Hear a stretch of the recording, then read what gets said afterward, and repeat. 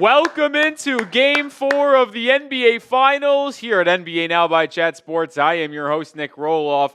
As big as a game as you'll find, the Indiana Pacers leading this NBA Finals 2-1 after a stunning Game 3 victory, 116-107. The Thunder just looked like little kids in that fourth quarter. Kind of collapsed, if you will, after holding a 5-point lead heading into the final 12. And with the Indiana Pacers being up 2-1 in this game, in this series, a win today, I think, would ultimately win the series because I just don't see the Thunder winning 3 straight. As an OKC supporter, if the Thunder are able to win this game, you even up the series, you recapture home court, and then put yourself in a really good position to potentially win the NBA Finals with only having to win 2 games at home out of 3. We will be here live for the entire game, a little pregame portion as well. Appreciate you all hanging with us here on a Friday evening. I am joined by my good friend Jeffrey Cooperstein. Yes, sir. How are you doing, Coop? Friday night hoops, baby. What could be better than this? We have a great Game 4 on tap. I expect OKC to play better than they did in Game 3. It should be a good one. I think it's going to be the best game of the series yet, and that includes Game 1. Wow, that is that's a big kind of statement there, Coop. Oh, yeah. Considering Game 1 ended in a buzzer beater, basically. Maybe this one goes to OT. All right. Coop's feeling a close game. I think it's going to be a close game as well. Shout out your city for me down in the comments. I want to know where the real ones are watching from. We got some legends in the building here to start off the stream. We got my guy Ty Man and Peter's in the building. Jake is in the building. Up, Joey DeLuca, huge Knicks fan, in the building hanging out. What's up, DeLuca? How's it going? How is it going? We're watching here from Dallas, Texas. That's where we're broadcasting from. It's going to be a fun stream here. We crossed 410,000 subscribers on our last watch party. If you have not already, please hit that sub button as we continue to try to grow the channel. 17 minutes to go until tip-off. Same starting lineups, I would assume, Coop, for each team. Cason Wallace, Isaiah Hartenstein to the bench, Chet Holmgren, Jalen Williams, SGA, and then Lu Dort in the starting 5 for the Thunder. And then for the Pacers, you have Andrew Nembhard, Tyrese Haliburton, Pascal Siakam, Myles Turner, and our good friend Aaron Nesmith. Look, I think this could be a big game from Aaron Nesmith. Both of us agree a big game for Nesmith could be on the horizon. They just need something from a role player that's not Tyrese Haliburton, Myles Turner, or Pascal Siakam. Basically leaves you Andrew Nembhard or Aaron Nesmith. I think it's going to be Nesmith tonight. I think he could have a big one. I think Nesmith has a big game. I think Jalen Williams might have a pretty solid performance as well from OKC. Tyrese Haliburton, I think, is going to be active as well. Once again, played extremely good early in that Game 3, which is what allowed the Pacers to get off to a hotter start than they have in this series. So I think if you're talking about keys to victory, Coop, I think Haliburton and Siakam being active early in the first half like they were in Game 3 is a massive one. Absolutely. We can talk about the bench as well, which we'll do here in a second. But shout out to Jeff Bartlett, yes, sir. $5 super chat. San Antonio, so much to emulate from the winners and the losers in these playoffs. Jeff, I couldn't agree more. I think that's always such a fun thing to do, Coop. This is an overreactionary society. It's an overreactionary league. And what we always do every postseason is we look at the teams that ultimately make it far in the playoffs. And then every fan, every team really tries to say, you know what? Why did they have success this year in the playoffs? How can we have that type of success in our own team? And that dictates the offseason. You think about why these two teams are in the finals, Coop.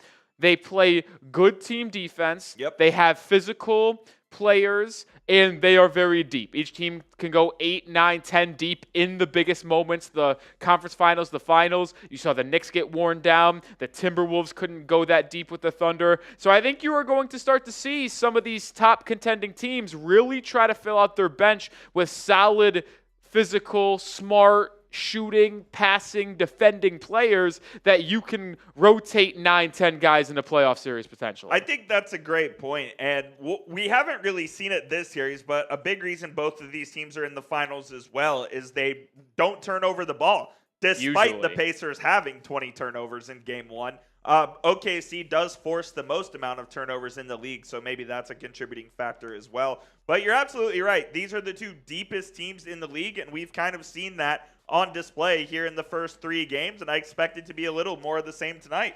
I mean, you talk about the bench here, Coop, which has really decided this series so far. In game 1, the Pacers stole it. Their bench outscored the Thunder bench. In game 2, the Thunder bench led by Caruso and Aaron Wiggins outscored the Pacers bench. They win game 2. In game 3, TJ McConnell, Benedict Mathurin led the charge off the bench for Indiana. The Pacers bench outscored OKC. They won game 3. So far, I mean, listen, there's a lot of different reasons why teams will win games in a specific series, but I don't think it's a complete coincidence, Coop, that whatever team had the most bench points in each respected finals game to this point has won that respective Absolutely. game. Yeah, no, that is not a coincidence. It's a direct correlation. And I kind of think that OKC lacks a little punch off the bench so far, and it's sort of why they're down 2-1. Who's going to step up for Oklahoma City tonight? It was Aaron Wiggins in game 2. He had a stinker in game 3. He didn't score. He didn't score at all. Who's it going to be for the Oklahoma City Thunder tonight? I think that's a big question that needs to be answered. Yeah, I mean, that is going to be a big one. Caruso has been terrific all series long. The player that I will consistently mention as a guy that just needs to step up is someone who usually comes off the bench but is starting in this series. The Thunder need to get something from Cason Wallace. Yep. He's been okay defensively, but he's 0 for 6 from beyond the arc. The Pacers are just sagging off of him, which has led to his minutes going down. He's had about 6 to 8 points each game, couple buckets inside on cuts and in transition. But if he's not going to make the Pacers defend and really worry about him defending the three-point shot, he can't play, and it's why Caruso has played down the stretch. But he was so good against the Timberwolves, against the Nuggets, to where he played in big moments because he was able to knock down some threes. Cason Wallace has to get going for OKC. All right, Super Chat menu for tonight's game. It's going to be the same that we've rocked with in the first 3 games. Any Super Chat gets on screen like our guy Jeff. $5, we'll talk about your team. San Antonio, I assume, is Jeff's team, as he mentioned Jeff's there. Jeff's a Chicago guy, isn't he? Is he? That's right. He's a Chicago fan. I'm sorry. Bulls fan. We'll see what they do with a 12th overall pick. They don't have a lot going on this offseason, I don't think. No, they do not. Maybe trading Lonzo Ball, but that's about it. $10, I'll crack open a Happy Dad and have a sip. And then $20, as always, we'll take a shot of tequila. 11 minutes and change to go until we tip off. Hit that thumbs up icon. We've got a ridiculously low 10 likes. We got 60 people watching. Can we get to 30 likes? That 50% like rate, that's what our bosses want to see. That's what we want to see. We're here live for the 4th game of the finals. We've been live every finals game for free. Donations are appreciated, yes, but the easiest way to help us out, like, comment, subscribe. So hit that thumbs up icon right now. Let's get to 30 likes. Let's do it. Man, what do you think the reactions would be, Coop? Let's talk in hypothetical worlds as the real ones. Hopefully hit that like button. What is the reaction around the league if the Thunder go down 3-1? I'll be curious to see as well. I think if the Thunder go down 3-1, are people going to think the series is over? Because I, for one, do not think it's over if they're down 3-1. I think they're in a hole, obviously, for sure. I still think they could get it back to a Game 7 if they're down 3-1. You think? I think they could. I'll be honest. If the Thunder go down 3-1 tonight and ultimately get it back to a Game 7 back at home, I think they would win that game. I would agree. I think if if Indiana wins tonight, Indiana could win this in 6. I don't think there's a way that this series ends in 5 games. I just don't see that happening. I completely agree. I just don't see the Pacers winning the next 2. I will say this, and I said this earlier, Coop. If the Pacers end up winning today, I think they ultimately win in 6. Yep. I think they'll lose Game 5, win Game 6. I would agree. But I wouldn't put it past it. I would agree. We still need 15 more likes to get us to 30, so get us there now. Ty-Man's hit that like button. Emma, I'm sure, has hit that like button. Christopher, let's go. Jamarion West, my guy, hit that like button right now. The yes sirs gearing up. They are wearing gold, right? I think they're wearing gold every single game. Yeah. We'll see also if the Thunder go with Jalen Williams, the big, like they did in Game 3. He was more part of the rotation. He played 3 minutes, I think. I thought he played more than that. Maybe he didn't come back. He didn't play in the second half. Okay. Yeah, we'll go through some storylines here in a second, but we got to get to 30 likes first. Yep. Once we get to 30 likes, we'll go through some keys in this game, in our opinion. 8 minutes and change till tip-off. We got 22 likes, so we need 8 more. The Heat, by the way, Coop, finally worked out first-round prospects. They just now started? I don't know if they just now started, but there has been no reports of players they've worked out that were first-rounders. The first, 7 players leaked were, all second-round guys. Jace Richardson, Will Riley, and Tyrese Proctor. Ooh, Tyrese at number 20? Be aggressive, but I also don't think I would actually like that one more than Will Riley. I'm a Tyrese Proctor guy. Proctor guy. I've got him as a first-round player on my big board. When I'm doing my notes, I have a graded-out first-round pick, late first-rounder. I think he's going to be a first-round pick on my board. Will he be one? I don't know. I've always liked his game, man. What's up, DeLuca? I mean, I just watch, speaking of Aaron Nesmith here in the finals, I watch Proctor, and I just see another version of Nesmith. A couple inches shorter, because Nesmith's about 6'6" and a half. More of a true point guard, though. Proctor, 6'4" and a half. More playmaking skills, for sure, on ball. But the way Proctor can defend with his wingspan, his physicality, shoot off the ball, reminds me a lot of Aaron Nesmith. Okay. And I think that type of player at the 2-guard spot, maybe even play a small ball 3 if you got some functional size in your backcourt. Big fan of Tyrese Proctor, but we won't talk about the draft too much until, what is it now, 13 days away? 12 days away. 12 days away, 12 days away. But come on, we got to get to 80 or 30 likes. We're 4 away. 4 likes away. Come on, let's get to 30 likes, and then we'll do some keys in this game with 7 minutes to go. There are some interesting keys to the game tonight as the Pacers try to extend this to 3-1. When was a team has come down from 3-1? The Cavs were the last team, right, to do it? Yeah, in the finals. Yeah. It was the first time I think it ever happened in the finals. Okay. I think it's happened before in a series. Because the Warriors came back from 3-1 against the Rockets in the conference finals one year, right? And I believe the Clippers. It was either the Clippers or the Nuggets came back from 3-1 against the other one. I can't remember who it was. All right, we got the 30 likes. Appreciate everybody hanging out with us here on a Friday night. Okay, Coop, let's talk about this game a little bit here with 6.5 to go until we get tipped off. We played a key to victory, what player needs to step up for each respective team. I will start first, and I'll say what player needs to step up. If you're just joining us, I am firmly on the belief that the Thunder need to get something from second-year guard Cason Wallace, who has been starting in this series in place of Isaiah Hartenstein as they go to a little bit of a smaller lineup.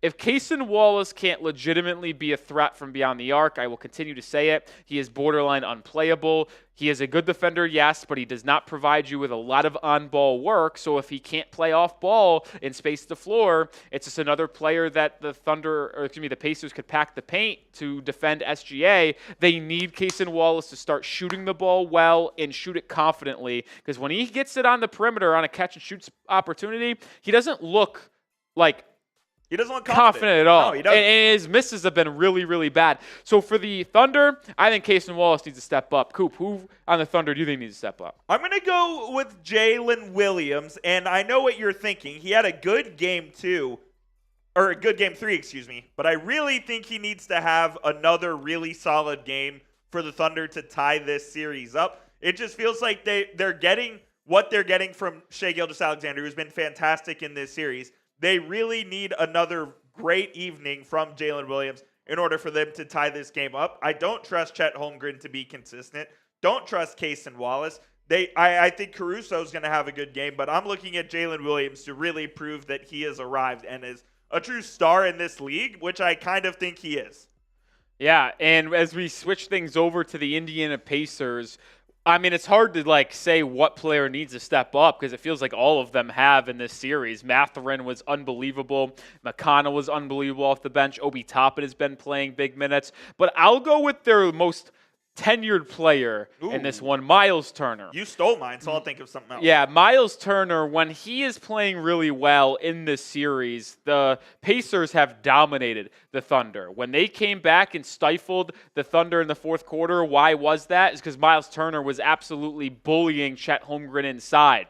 And when the Pacers made a little bit of a comeback in Game 2, it was because Myles Turner had 12 points in the third quarter alone. When Myles Turner is playing good basketball in the series, it has led to a lot of success for Indiana because he is more physical than Chet Holmgren. He is more experienced. So as good as Myles Turner can be, as far as the Indiana Pacers will go, he is my player that needs to step up if the Pacers want to take a 3-1 lead. I was also going to go Myles Turner, but give me Aaron Nesmith. I think if he can make a few threes tonight, that would go a long way in the Pacers taking a 3-1 lead here.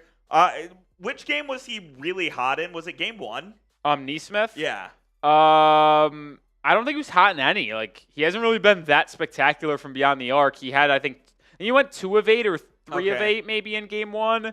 Yeah. Game 2, he didn't have. I don't think he's had more than double-digit points in this series yet. Okay, yeah, then I'll definitely say Nesmith. For some reason, I thought he had a hot game, but if he can knock down a few threes and really stretch the floor for the Indiana Pacers, he could be certainly a guy that can take them over the hump in this game. And I'll throw in Tyrese Haliburton as well. Played fantastic, obviously, in Game 3. Had the game winner in Game 1. Can he do it again on his home floor? It feels like he always plays so much better at home than he does on the road, and I expect him to have another very good game tonight. Yeah. All right. We're getting closer and closer to tip-off. Shout out to Joey DeLuca with the $1 super chat. Joey, my guy, hopefully you're having a good week and are ready for the weekend. With 2.5 to go, Coop, quickly, one key to victory for the Thunder. I'm going to go key to victory for Thunder. You go key to victory for the Pacers. Okay. For me, with the Thunder, you need to get this game. I know it's going to be crazy to say. This can't be close down the stretch. The Thunder have not played that many close games this season because they have had just an unbelievable year where they've been blowing out teams left and right. They have not lost back-to-back games, I think, in this, since in December. The year, I believe. Or maybe the entire year. So they've been really good off the losses they've had.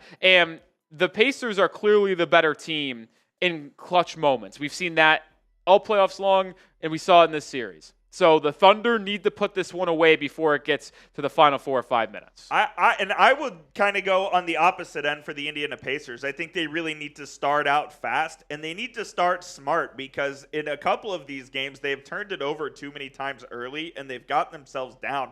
I believe they got the OKC started the game 15-6. In game 3, so they need to avoid that. Now, they overcame that deficit and obviously ended up winning the game. But I think if they can avoid that, they can start fast. That would pay dividends for OKC down the road.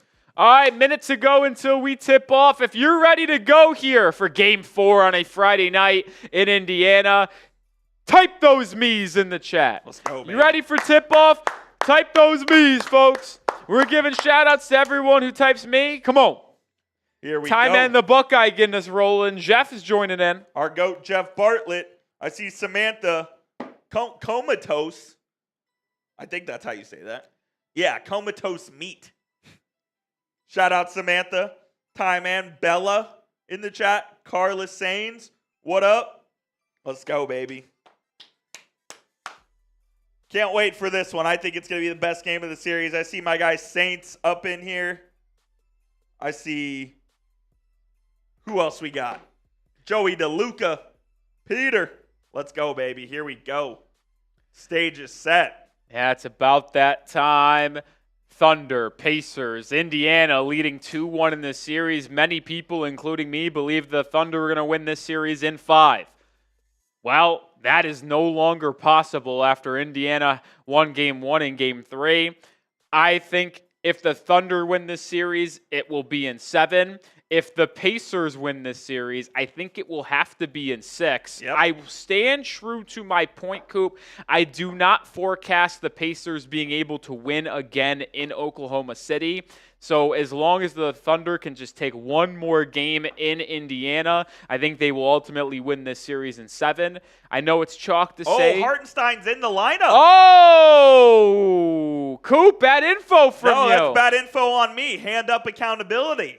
So the starting lineup is changing. Isaiah Hartenstein back into the starting lineup. Chet Holmgren, SGA, Jalen Williams, and Lu Dort surround the two big men. The Pacers starting lineup will remain the same. Andrew Nembhard, Aaron Nesmith, Tyrese Haliburton, Pascal Siakam, and Myles Turner. So it'll be interesting to see what player guards Pascal Siakam. It's mostly been Jalen Williams, but will it be Chet or will it be Hartenstein? I honestly think it should be Hartenstein. I think he moves his feet a little bit better laterally than Chet. Hear me out. Do they go Lu Dort and then kind of stick Chet out? Who would Chet stick out on? Nembhard, maybe? Or Nembhard? Because Nembhard's not the biggest threat from beyond the arc. I could see that being what they do. Either way, we're about to find out. 200 people watching. Hit that thumbs up icon. Game 4 about to get tipped off. OKC wearing their blue unis. Pacers wearing their golds. Holmgren, Turner, center circle. Ball is up. Ball is tipped and won by the Thunder, who have won the tip in all 4 games. All 4 games the Thunder have won it. Not win the tip, win the game. Guess not. Doesn't work for him. Lu Dort driving downhill right off the bat and gets an easy layup. So aggressive Dort to the rim, catching Haliburton for surprise there. Cashed those tickets. First basket, Lu Dort. I don't know if a lot of people took it. Myles Turner in the short roll, drives, kicks. It's out to Nembhard. Nembhard gets downhill, drops it off to Turner, who takes a little 5-footer on the baseline. No good. Holmgren with the board. On that possession, they had Dort on Haliburton. Yeah, Holmgren. Pull up deep 2. Good for Chet Holmgren. Good to see him confidently take a shot off the dribble as Turner was in drop coverage, just not a 3 like he would have liked. Aaron Nesmith to the corner for Siakam. He'll line up a triple, and he buries it. So Siakam's on the board.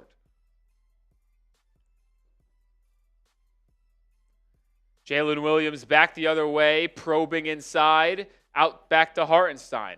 I like the Thunder going back to their guns of what made them the number 1 team in the NBA all season long. No turnover, though. Hartenstein tried to fit it in, couldn't. Siakam to the rim, spin, kick. It's worked around to Haliburton. He swings it to Nesmith. Corner 3. It's good for Nesmith. And the Pacers with back-to-back triples. And they have their first lead of the night, and it's a 6-0 run just like that. Great ball movement.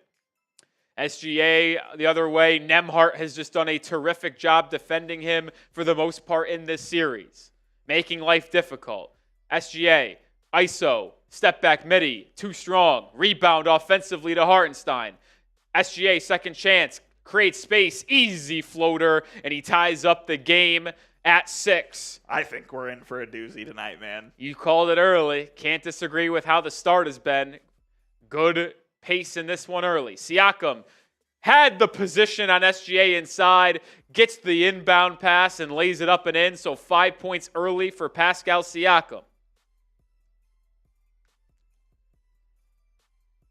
SGA hounded by Nembhard. Gets a double screen, but swings it over to Jalen Williams. He'll try a step back 3. Comes up short. Don't love that shot if I am the Thunder. 8-6 Pacers lead. Nembhard's got it. Back to Haliburton. Hell no. Logo 3. Good!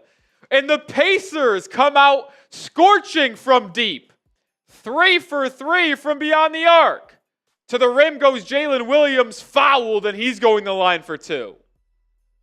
A frantic start to this one. Wow, oh, wow. He shot that from Yucatan. Have you seen that clip? No. I forget who he was talking about. But he's like, he shot that bitch from Yucatan. That's good stuff. I think it was Anthony Edwards. Jalen Williams trying to get on the board for the first time today with a pair of free throws. We didn't even mention the extender is in the building. Scott Foster is officiating. Jalen Williams knocks down the first free throw. 11-7 score. Yucatan. Okay. Do you know where the Yucatan is? I have no clue. Mexico. Okay. Jalen Williams knocks down both, and he's got 2 free throws early on here. 11-8 score. Nembhard gets the ball back to Siakam. Williams almost knocks it loose. Turner swings it to Haliburton. Haliburton looking for a shot early. Swings it to Turner. Turner right wing. Show and go. Drive. Elbow pull-up jumper. Fouled by Hartenstein. Hit him on the elbow. So Myles Turner will go to the charity stripe for 2. Tell you what, Prize Picks not sponsoring. Good start for me here, Coop. Although I did take Lu Dort less than 8. I took the less than Lu Dort 8. He's got 2, but Haliburton's already got an assist. Jalen Williams already has 2 free throws, and Aaron Nesmith has a 3. Yes, he does. Free throw made for Myles Turner. If you didn't know, I'll read out my picks for the day. I had more than Haliburton, 8.5 assists. More than Aaron Nesmith, 2.5 threes. Less than Lu Dort, 8 points. And then more than Jalen Williams, 4.5 free throws made. That's what my personal picks are. Myles Turner goes 2-2 at the line, so 5-point lead for the Pacers. The second time they've had a 5-point lead, largest of the game. Holmgren, oh boy. Oh boy. He just Euro stepped inside, and he is down and holding his ankle. Foul called on Indiana, and Holmgren is in some pain. Let's watch the replay. Euro step. Oh, that's going to be a turn left ankle. I will say, Coop, though, it's better than the alternative because I got a little nervous with the initial way the injury looked. It's a turn left ankle. Is it a sprain? I don't know. He does wear ankle braces. He is up and at the line. You got the Raptors super fan in the building. Yeah, that's odd. Holmgren makes the first free throw, so he'll stay in the game here. Well, he has to shoot these free throws, otherwise he could not come back in. Yeah, I don't know. I can't see if there's anyone set to check in for Holmgren. Holmgren calmly knocks down both free throws, so injury doesn't bother him too much there. 13-10. Nobody at the scorer's table, so Holmgren gives the okay. Shout out to DM for the $2 super chat. Appreciate you. Nembhard to Siakam. Corner 3 ball. Couldn't fall, and Holmgren grabs the rebound. He looks all right. Yeah, I'll bring it up. Seems like he's fine. Looks like it was just an ankle turn. Might feel it later in the game, but fine for now. Well, he almost just lost the handle, but he gets it to Jalen Williams. Step back elbow jumper for J-Dub, can't fall. Nesmith with the board. Haliburton swings it to Nembhard. Nembhard steps behind a screen, but doesn't release the shot. Now Haliburton pick and roll with Turner. They double him. Drops it off. Free throw line jumper for Turner. Gets the friendly roll off the front rim.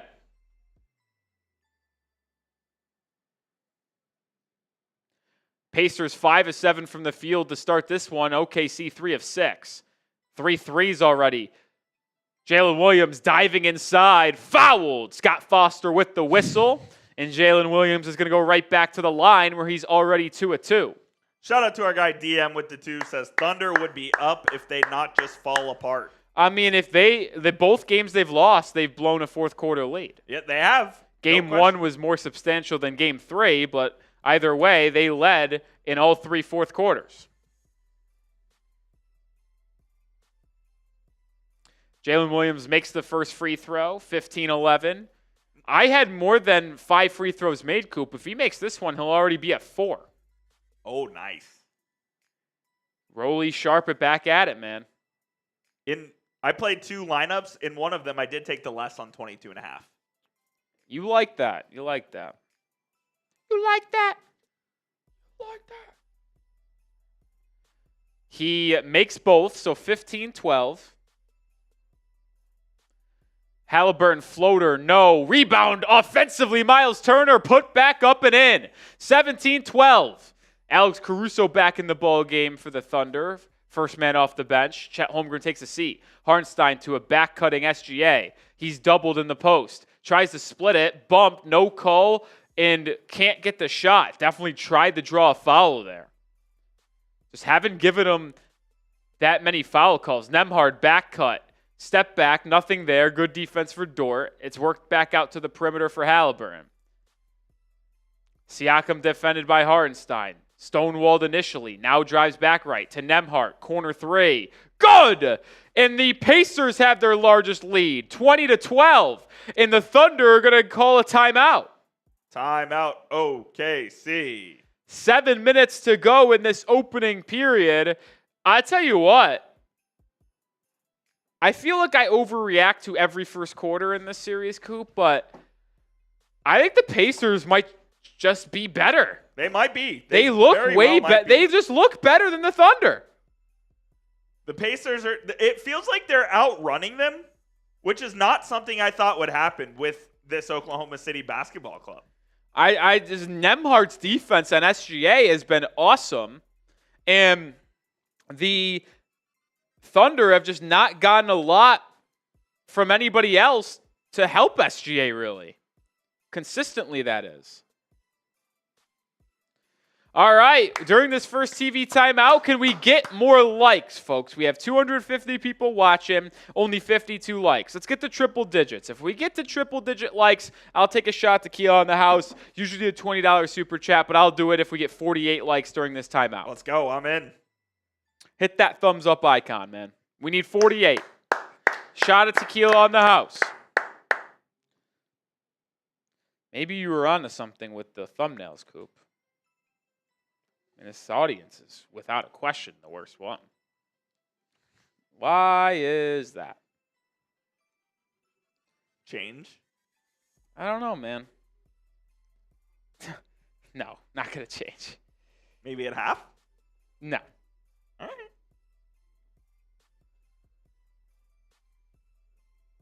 Ray says, congrats in advance to the Pacers. It ain't over.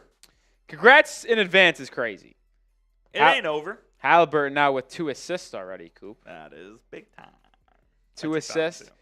If Lou Dort goes less, J-Dub is going to get 2 free throws made. So I kind of cheated, and I played 2 different lineups.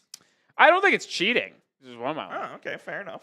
32 likes away. We get to 100 likes before we resume action. I'm doing a shot. So lineup 1 is I went less than 10.5 points for Benedict Mathurin. I like that. I wanted to add that. I went less than Lou Dort points at 8. More 5.5 3-pointers attempted for Nesmith, and more 8.5 assists for Haliburton. Lineup number 2 was Jalen Williams less than 22.5, Chet Holmgren more than 11.5 field goals attempted, and Myles Turner 3.5 defensive rebounds. The Myles Turner one may not hit.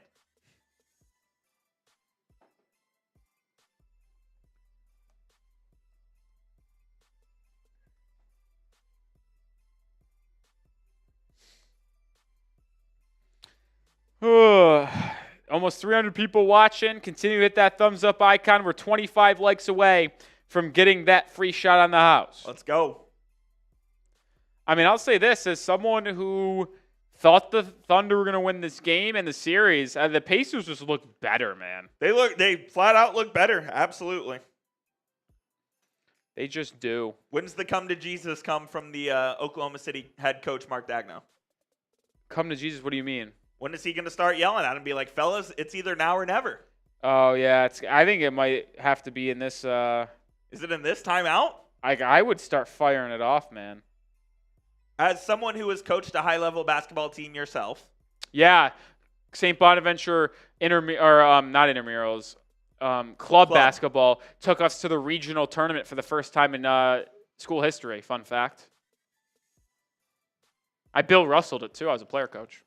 Oh, nice. Yeah. Because all of our team got suspended. Great. Yep. That's sick. All right, we're back in action here. Didn't get to 100 likes, sadly. SGA out of the timeout. Swings it over to Dort. No substitutions anywhere for the Thunder. Obi Toppin in for the Pacers. So is Ben Shepherd. Caruso inside. Euro step fouled. And one. Alex Caruso just continuing to provide that punch off the bench. Great move by Caruso with the Euro step, with the contact on Haliburton. Getting it to roll. I mean, Caruso has just been, I would say, the second most consistent player on the Thunder in this series. Not the best, but consistent. SGA 1, Caruso has almost done the same exact thing every game off the bench. Thunder 7 of 7 at the line, Indiana 2 of 2, 20-15 score after Caruso got the and one. Toppin in the pick and roll floater, good, wow. 22-15. Caruso driving, turns it over. Bad play there. Toppin picks up the loose ball. Pacers out in transition. Over to Toppin. Back to Haliburton. Dort in trail pursuit. Back to Toppin. Free throw line jumper. Obi Toppin off the bench with quick 4 points. 24-15. Jalen Williams driving inside. Takes a bump, no whistle, but banks it home. 24-17. Coop, can we get that score updated? Yep. Under 6 minutes to go in the opening quarter. Turnover, Nembhard. Bad pass out of bounds. Shout out to Jim with the $10 super chat. Let's go, Jim. And then Jeff Bartlett brought in a 5. We've crossed 20. You know what? I'll just do a shot instead. You know what? Pour me up. Uncharacteristic turnover for Ryan Nembhard. Appreciate you, Jim. Shout out, Jim. Shout out, Jeff Bartlett. 7-point Indiana lead. Jalen Williams driving on Shepherd. Gets to his left hand and scoops it home. So Jalen Williams with 8 first quarter points. He's been really good to start this one. 5-point game. Myles Turner. Look at the ball pressure. Yeah, they're really extending their defense, not allowing the Pacers to get anything easy into their offensive flow. Nembhard, 4 on the shot clock, nowhere to go with it. Turns it over again. Holmgren with the steal. No numbers in transition, but he still will try to go coast to coast. Loses the handle out of bounds. They'll say off Indiana. Jeff Bartlett with the 5. I don't have anything against the Spurs. I live around I-10. Oh, he lives in San Antonio. Sitting at a local place watching Game Winner Bulls hat. Well, shout out to you, Jeff. Shout out, Jeff.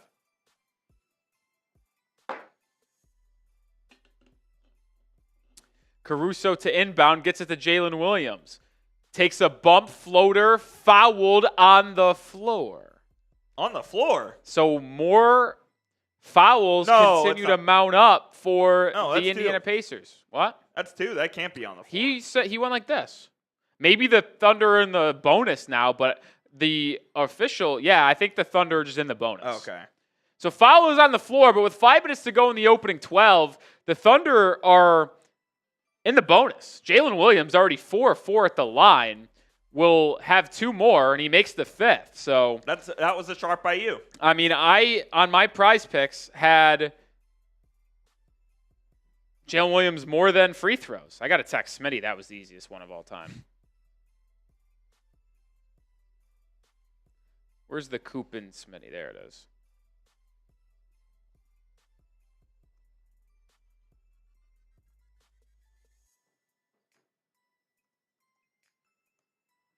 Williams makes both. Goes 2. So he's got 6 free throws. He is 6 of 6. The Thunder as a team are 9 of 9. Obi Toppin, 4 early points in this quarter, driving to the rim, scoop layup, no good. Good rebound there in traffic by Chet Holmgren. Aaron Wiggins into the game. He has it as the Thunder trail by 3. Wiggins inside, kicking it out to Dort. Dort launches a tough right wing 3. ABC just went down. We're back, and Dort made the 3. So Dort made the 3. It's a 9-0 Thunder run over the last 90 seconds, and we're tied at 24. ABC blackout. Dort knocks down the tray ball. He's got 5 points. That ball was basically blocked by Haliburton. How on earth did Dort make it? Unbelievable. And Dort already has 5 points. I'm bang job. Yeah, it's over there. So I can't even be happy about my Jalen Williams because Dort's going to hammer his 8 points. Cheers to Jim. Cheers to Jeff Bartlett. I already took mine. Sorry. Woo! I mean, seeing early green is nice, but having to have Lu Dort score less than 3 points or 4 points the rest of the way isn't ideal. Haliburton's already got 3 assists, too. Pain, pain, pain.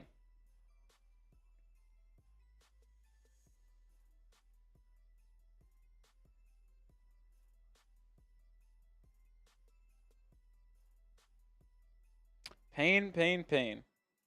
Pain is all I know.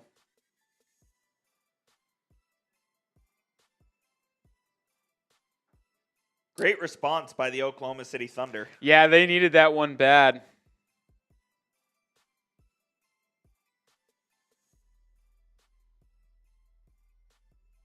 My guy DM coming in with the super chat.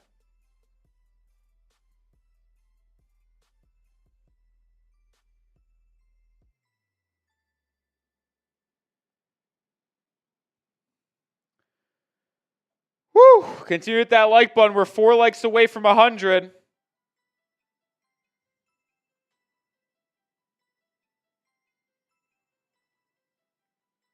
DM says, OKC, baby. This game is good. Dort going crazy. Yes, he is. DM, has 5 first quarter points already. Made the first bucket of the game for OKC, and then also just made a 3-pointer, even though we didn't see it because ABC tried to bang job us. I mean, that was a bang job. Yeah. They didn't try to bang job us. It was a bang job. But we're back.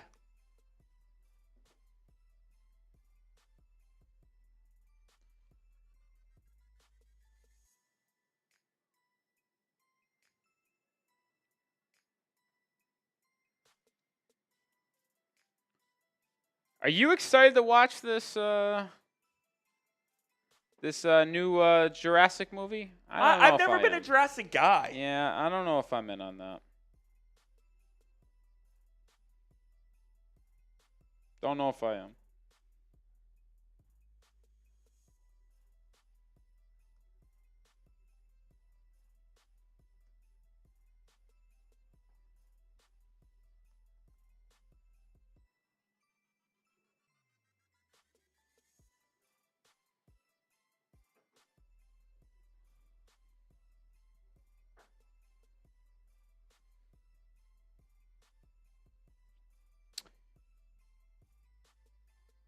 I just tweeted. You know what prospect I am not in on, Coop, whatsoever? Who's that? Will Riley from Illinois. Haven't watched much of him. Out. Basically has a negative wingspan. Wingspan is the same length as his height. Below average athlete, in my opinion. Super frail. Don't think he'll defend at the next level.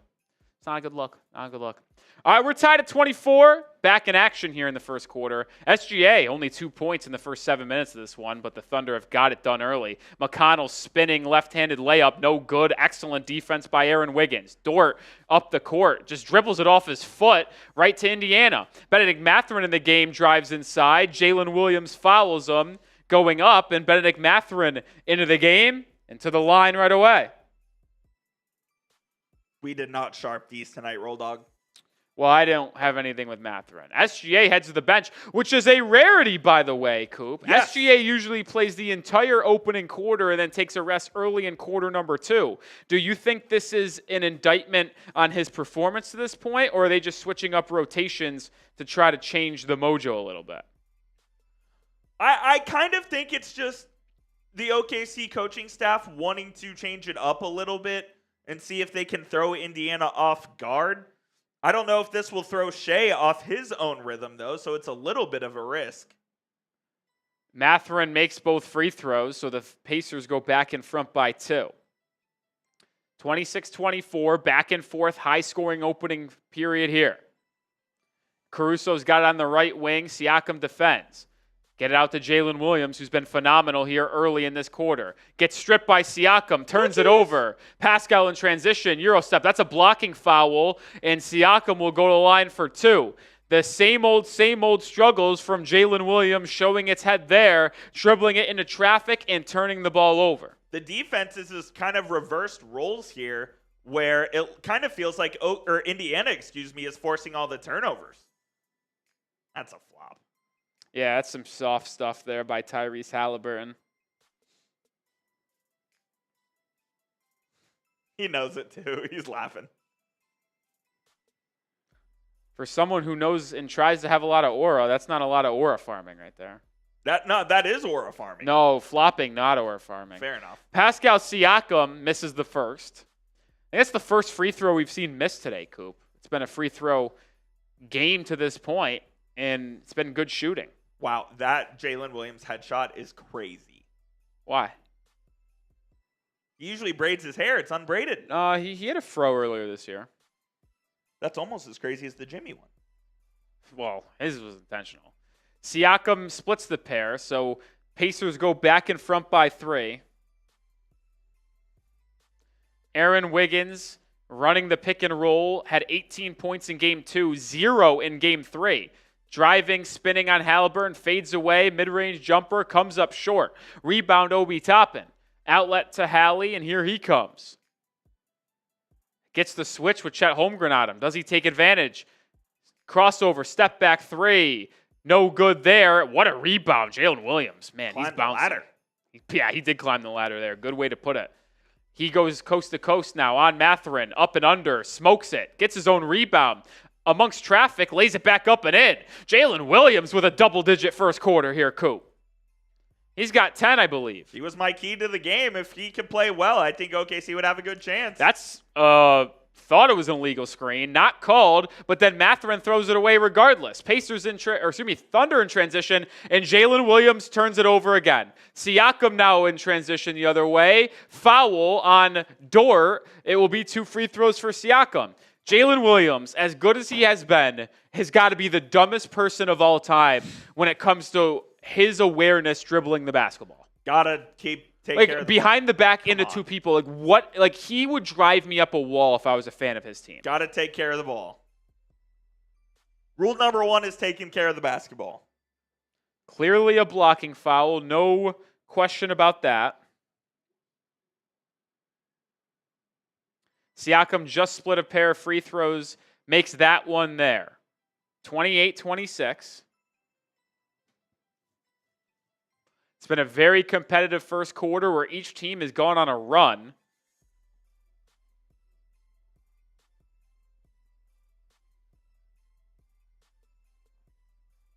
A lot of free throws in this game, Coop, to this point. There has been a bit of a foul fest.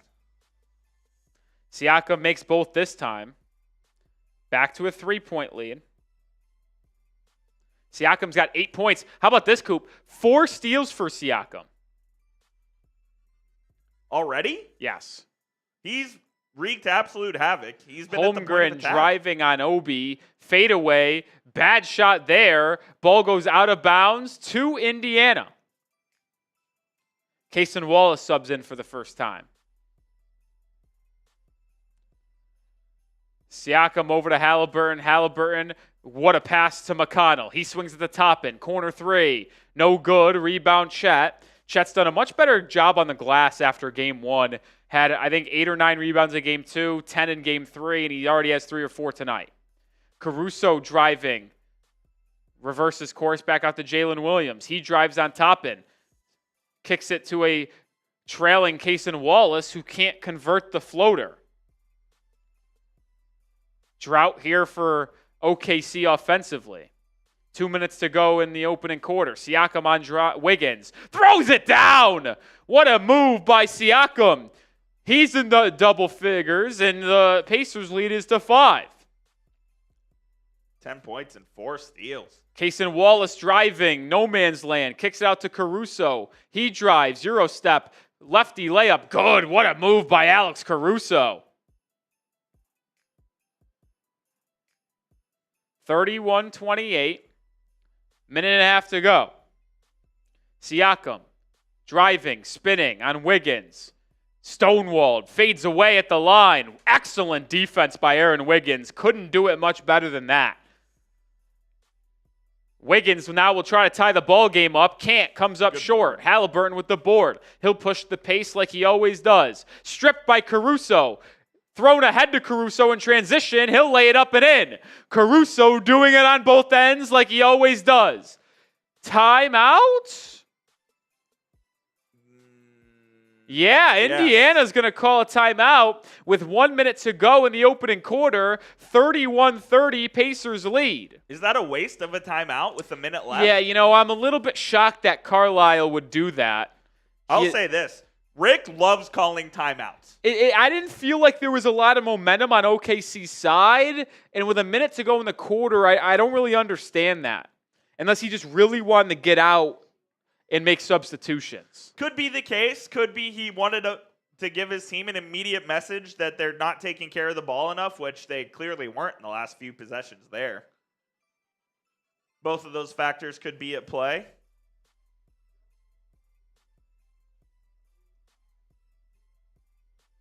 Caruso making it happen for Oklahoma City. Pascal Siakam making it happen for the Pacers. SGA really hasn't made an impact on this game. No, he only has 2 points. He really hasn't done much, struggling from the field. I guess you could look at it from a Thunder perspective that the Pacers have knocked down some threes. You've weathered the storm, and SGA hasn't done anything. So that's a positive if you're a Thunder fan. Mets blew the lead. They suck 5-0. You blew the lead. Yeah, it was 5-1, and then just gave 4 runs in the sixth inning. DM coming in with another $2 super chat, says AC fresh. And Pacers are wasting timeouts. I'll say this on the Pacers wasting timeouts end of it, Coop. They've had the same type of strategy this entire series. Yep. It's worked out for them. Carlisle, you can't take timeouts to the grave, and he makes sure of that. You burn some, man. He is a big timeout taker. Rick Carlisle told me once in an interview that if he didn't have any timeouts, he'd call one anyways. Isaiah Joe checks in for the first time. He had like 4 minutes and 6 points on Wednesday. TJ McConnell fadeaway on the baseline is good. What a tough bucket, TJ McConnell. 3-point Pacers lead once again. 40 seconds remain. SGA back into the ball game alongside Kenrich Williams. Weird substitution pattern. SGA driving, step back, elbow jumper, bottom for SGA. 2 for 1, executed perfectly.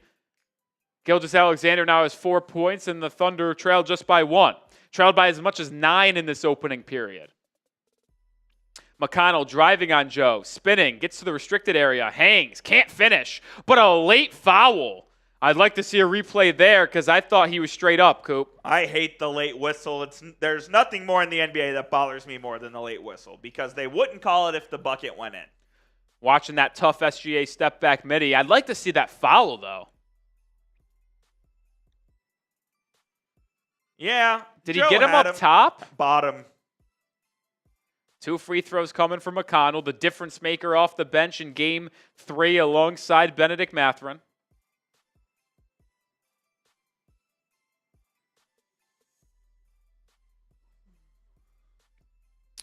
First player off the bench with 5 assists and 5 steals in finals history. That was what TJ McConnell did on Wednesday night. He makes both free throws and the lead's back to 3. 14 seconds to go in the opening quarter. And the Pacers almost force a turnover off the inbound. Ball will stay with OKC. Pacers love pressuring the ball off a made free throw. They like pressuring the ball in general. Trying to disrupt what the Thunder are doing. 10 on the clock in the quarter. SGA, step back 3 for the tie. Can't go. Offensive rebound. Kenrich Williams and the putback. That will end the first quarter. Pacers still will lead 35-34. The TCU man making an impact. That was a tough putback there. Wow, Mets just gave up a 2-run homer. 6-run inning. It was 5-0, wasn't it? 5-1. What a joke. Turning the game off. What an opening 12, Coop. Great opening 12. Like I said, I think this is going to be a great game, and it certainly proved it. Both teams had runs. OKC had a 9-0 run to get them back in the game. A couple of turnovers on either side. Just some high-level basketball being played right now on both the offensive and defensive end. Leading scorer for the Thunder is Jalen Williams. He has 12 points. 7 points off the bench already for Alex Caruso. Man, he just does it all the time, doesn't he? He's unbelievable. Lu Dort with 5, SGA with 4, Holmgren with 4. For the Pacers, Siakam has 10 points. Everybody in the starting lineup has scored. Nesmith 3, Turner 6, Nembhard 3, Haliburton 3. And off the bench already, once again, that bench battle is what we highlighted in the pregame portion, Coop. 10 points off the bench for the Pacers, 4 from Toppin and McConnell, 2 from Mathurin. In the Thunder, 9 points off the bench. So 1 point lead off the bench battle, 10-9, 1 point lead in the game. Exactly. I think if the benches are even, the game will stay pretty even as well. We'll see if someone can catch an edge here. If I had to guess, I think I'd give the edge to Oklahoma City at this point. Yeah, I don't know, man. But 12 minutes in, a lot of game left. Second quarter's an important quarter. They're all important, obviously.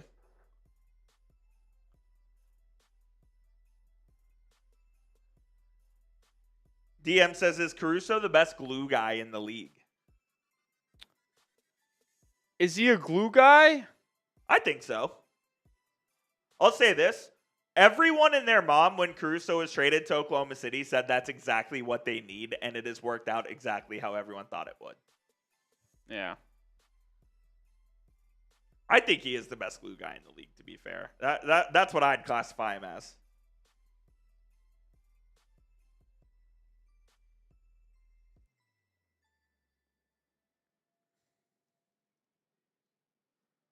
What's this? Oh, same thing. What is this? That's what I'm looking at.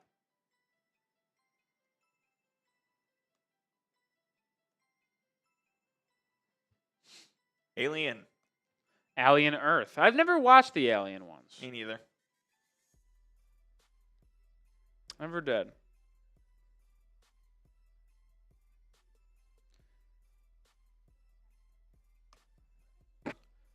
Appreciate everybody hanging out with us. If you haven't already, hit that sub button.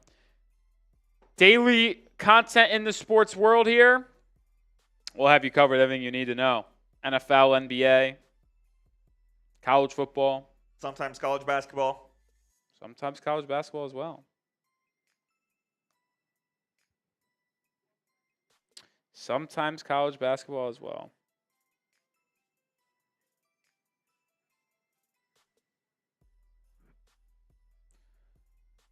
Interesting first half there.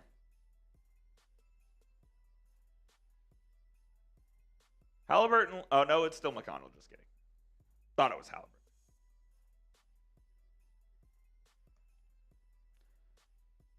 We have a 3 right away. Who made it, Coop? I didn't see it. Come on, Coop. I need you. That's my fault. Have to do some tweeting about the Miami Heat. SGA, midi in the lane is good. That was tough. Now we've seen SGA make 2 of his last 3 shots. Starting to get going a bit. If you're a Thunder fan, you hope so.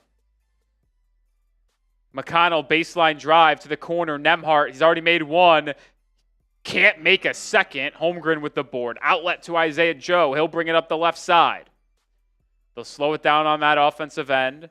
Joe driving on Mathurin. Kicks it out to Williams. Reset to SGA. He drives on Nembhard. Backs him down using his size. Gets to the rim and lays it in. I think that is a good counter by SGA. Instead of trying to take him off the dribble every possession, he just has about 3 inches on him height-wise. Use that advantage. But a miscommunication defensively with Joe and Gilgeous-Alexander, and McConnell gets a straight line to the rim for an easy layup. If SGA is guarded by Andrew Nembhard, he should try to use the size. Cason Wallace to the rim just smokes a lefty layup. I mean, that was point blank. Myles Turner didn't even contest it. McConnell, difference maker off the bench again, draws a foul from Isaiah Joe. It will be on the floor.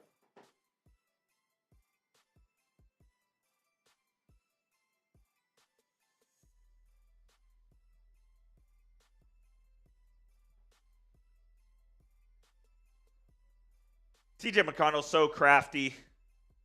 Real lunch pail guy, hard worker. But in all seriousness, when he gets in the lane and that floater, that giant killer's fantastic. Little zone here. I don't hate that look. With this lineup on the floor, like Siakam's going to take a corner three, no good. With the lineup that's on the floor for Indiana, Nembhard, McConnell, two non-3-point shooters, when you think about them as players, like, I won't hate the look. Kenrich Williams, pull-up jumper. Yeah, that's not a good shot. He misses it long, gets his own rebound. Kicks it back out to Holmgren. Holmgren doubled, and Mathurin bats the ball out of bounds. It will stay with OKC, side out. I guess Reggie Miller's running back that atrocious fit again, huh? Is he wearing the same jersey again? He's wearing a blue uni. Yeah, that's what it was. Blue undershirt. SGA drives inside, stripped from behind, gets it back. A foul's called on the floor. I don't know who they're going to whistle. Is it Nembhard? It looks like it will be on Andrew Nembhard.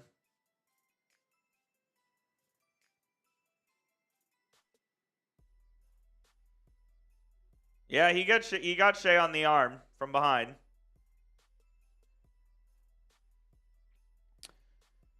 Two-point Pacers lead, back and forth game to this point. 740 people watching. Appreciate everybody hanging out with us. Hit that thumbs up icon, man. We need 200 likes. Simply unacceptable to be where we're at in the like game. SGA to the rim, blocked by Siakam. Rebound to Nembhard, who just picked up a second foul, by the way. Man-to-man defense here in transition for the Thunder. Nembhard in the mid-range, stripped by Isaiah Joe. Williams picks up the ball. He'll lead up in transition to Joe. Corner three. No. Rebound Holmgren. He goes up. Wow. Blocked, but a foul called on Myles Turner. So Holmgren's goal line. The Thunder whistle has certainly been in play here. I think they have gotten the benefit of some calls in this game so far, Coop. I think they have, but that is a foul. He got the ball, but he completely hits the right arm before he gets to the ball there. I do think the Thunder have gotten some more calls, but I feel like there hasn't been an egregious one that has gone their way. No, I also think the Thunder have made a more conservative effort in this game to this point of trying to get to the rim. They're really putting pressure on the rim. You've seen less mid-range pull-up jumpers. You've seen more shots inside the paint in the restricted area. I think that's a good recipe for success for them. Get to the line or collapse the defense, kick out for threes. Holmgren made the first free throw, can tie up the game with a second here. He does, even at 40. Will some team break out this half and open a lead? Well, we saw the Pacers open up a 9-point lead, but then give it up right away. McConnell to the free throw line, can't knock it down. Offensive rebound, kick out, Shepherd three. Good! Just poor defense from OKC at the top of their zone, and it really just put them in a bad spot. SGA looking for the answer. Elbow jumper, pure.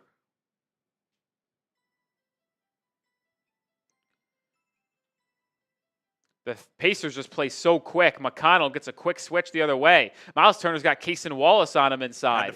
They get it to him, and Wallace will just have to foul him. The Thunder cannot switch every ball screen, man. Nope. They just needed to fight more between that Chet, Cason. It was kind of away from the ball, too. They didn't need to switch it. No, they didn't, but I guess Indiana found a mismatch they exploited, and Wallace had no choice but to foul him. Otherwise, it was an easy 2 for Turner.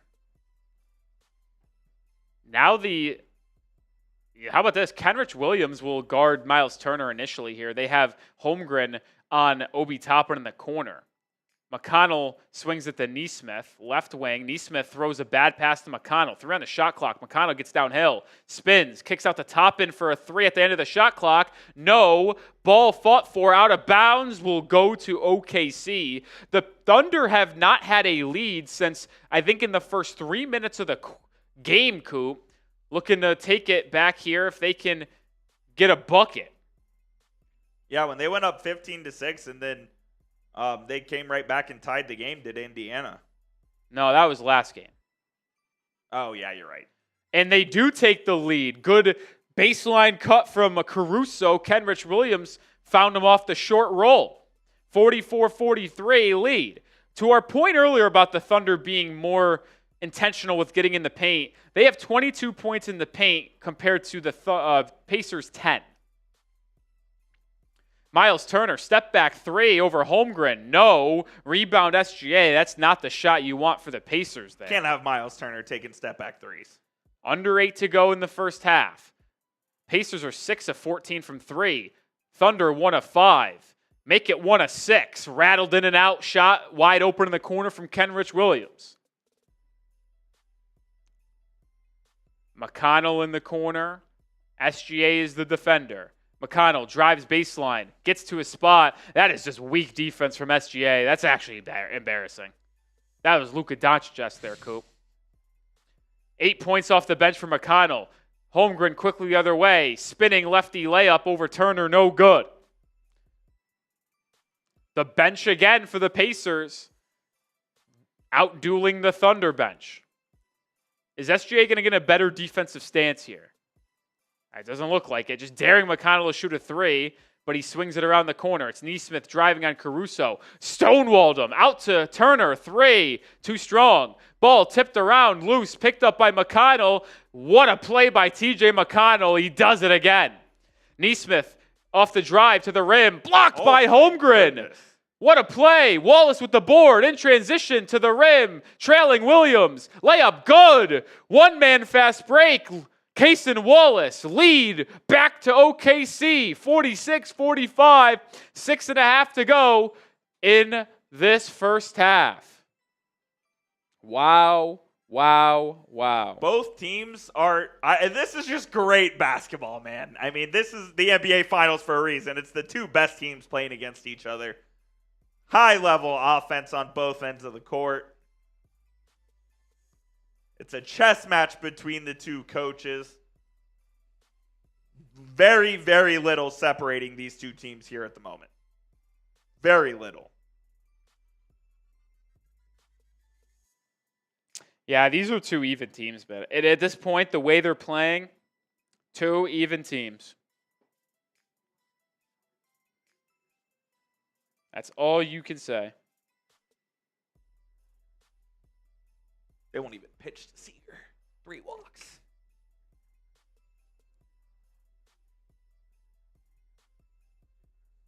Eric Dexter, what's good, brother? Shout out Don Grady. I don't know what I missed, but Minnesota is now the betting favorite for KD. Excuse me? Minus 110. What? Heat still at plus 220, but the Spurs are down to plus 350. So the Spurs went from minus 250 on DraftKings yesterday to plus 350 today. The Timberwolves jumped to minus 110. Wild. You seen anything? I haven't seen anything from the Timberwolves side. I haven't seen anything on my Twitter either. I haven't either. Huh.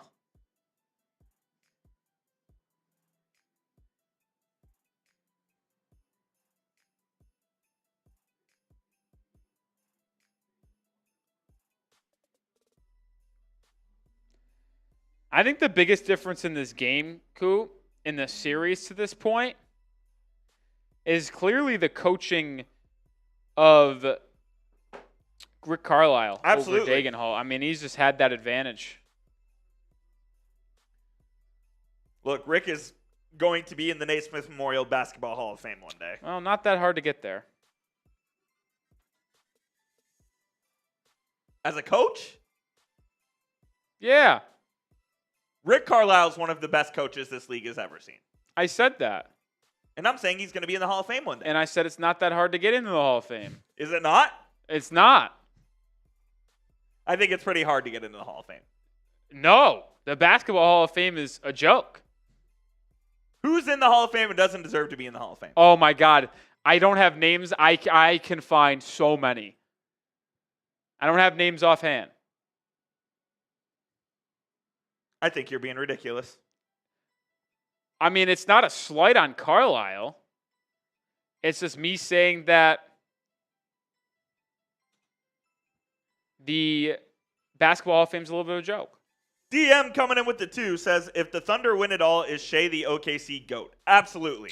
Yeah, we actually had this conversation in the Chat Sports office that if FGA wins this ring, he will already be the best player in franchise history. He will not be the best player to ever play for the Thunder. I think that title still belongs to Kevin Durant, but he will bypass SGA or Russell Westbrook, bypass KD, as best players in franchise history because he brought them their first title in a season that he did win MVP, and you would probably presume finals MVP as well.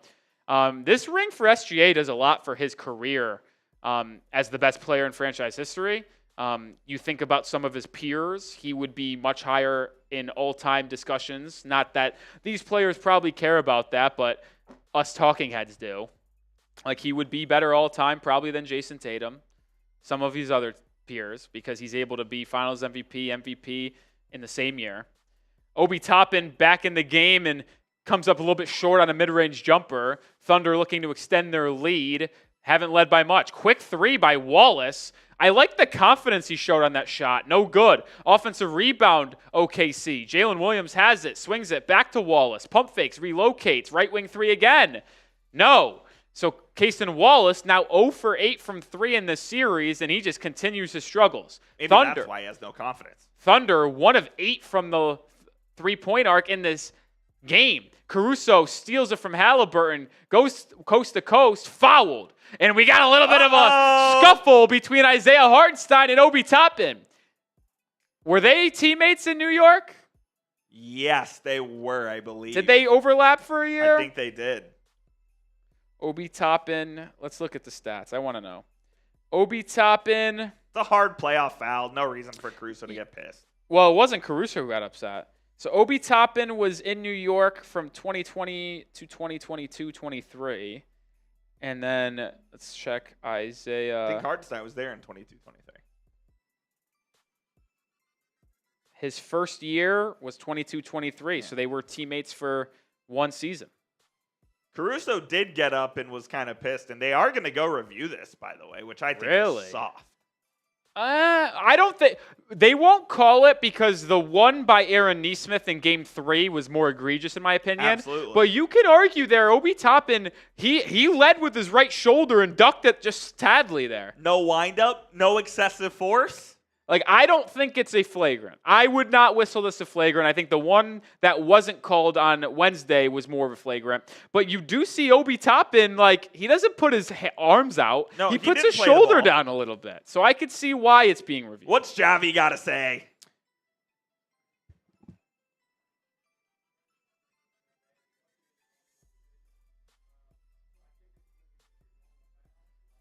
Javi says common foul. I'm with you, Steve.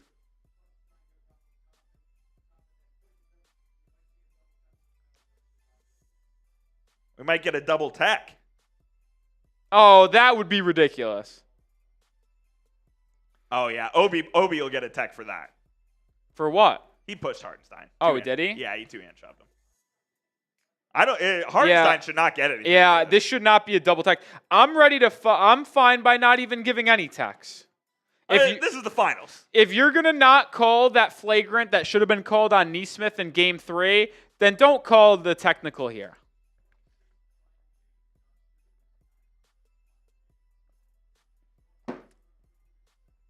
The three blind mice tonight, Scott Foster, Josh Tiven, Sean Wright. They're talking to the boys in Secaucus. The replay official is James Capers, who officiated Game 3. Really? Yep.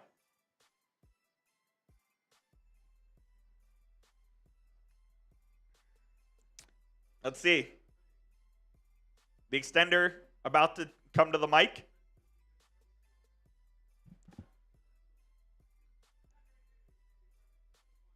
Oh my God.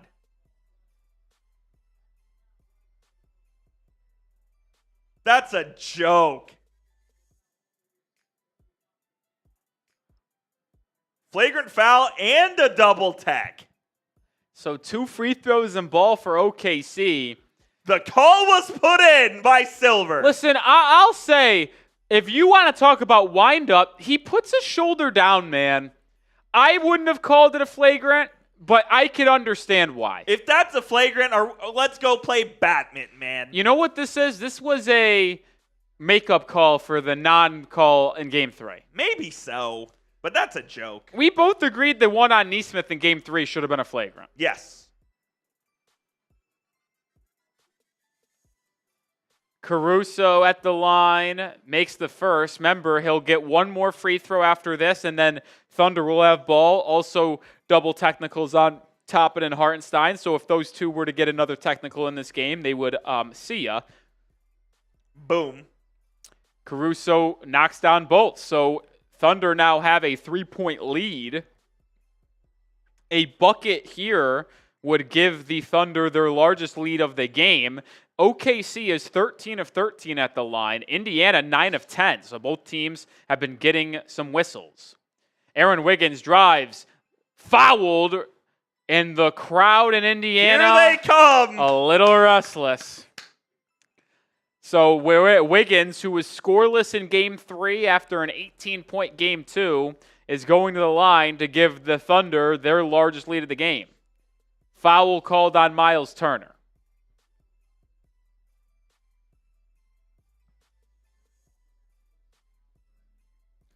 What are we doing? They're saying Haliburton pushed him in the back a little bit, too. The Thunder are in the bonus with 5:40 to go. Wiggins misses the free throw. BDL.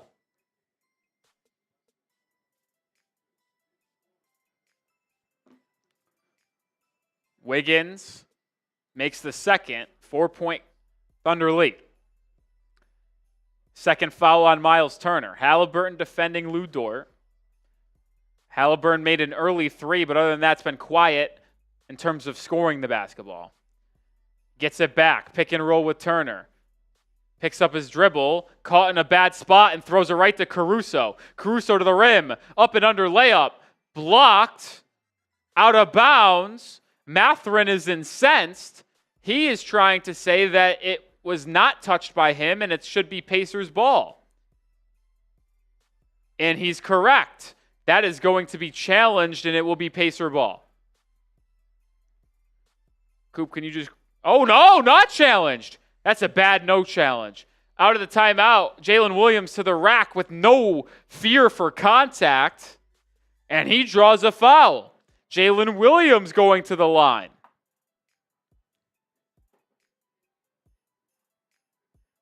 The officials have lost control of the ball game. I kind of agree. Now, that was a foul, but I'm shocked that Carlisle didn't challenge the whistle on the out-of-bounds call because it was clearly out of bounds off Alex Caruso on replay.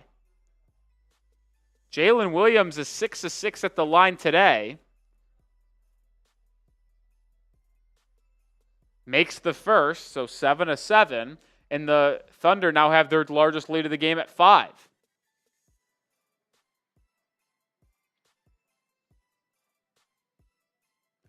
Jalen Williams with 13 points so far. 3 of 6 from the field, 7 of 7 at the line. Makes the second, so 8 of 8, and he's got 14. Leading scorer in this game. 7-0 Thunder run in the last 2 minutes. Mathurin over to McConnell. McConnell has Caruso on him. Driving, kicking, pick and pop for Turner. 3-point. Oh, boy. Basically an air ball. Rebound Nesmith, and he stepped on the baseline. Turnover after the offensive rebound. He says that he was bumped to force him to take a step to the line. No call, though. What's up, Mike? Mike Nintendo Master. Certainly did get bumped. I don't know if they're going to call that. It wasn't an egregious push, but the whistle has been interesting to this point in the game. It's been a long first half because of all these stoppages in play. Jalen Williams brings the ball up for OKC. Boy, does he just dribble the ball. It's so high. That's why he turns the ball over a lot. Williams drives, kicks, Holmgren corner 3, in and out. And the Thunder are now 1 of 9 from beyond the arc. Haliburton steps back, corner 3, has a good look, doesn't knock it down. Rebound Luguentz Dort. Gets it to SGA, who brings it up. 4.5 to go in the opening half. SGA, step back, 15-foot baseline shot. No good. That's his office, the rare miss right in that area. McConnell now driving on Gilgeous-Alexander. Better job by SGA to wall him off. Forces a kick out to Haliburton. To the corner for Nesmith. 3-pointer. Good! Nesmith with his second foul, or second three, excuse me. 51-48. And then an illegal screen, Chet Holmgren. Nesmith draws the call. Nesmith fires up the crowd.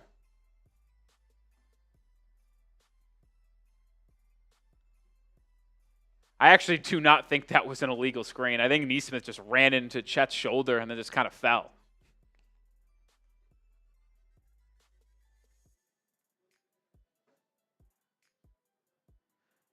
Six turnovers on OKC, 8 on Indiana.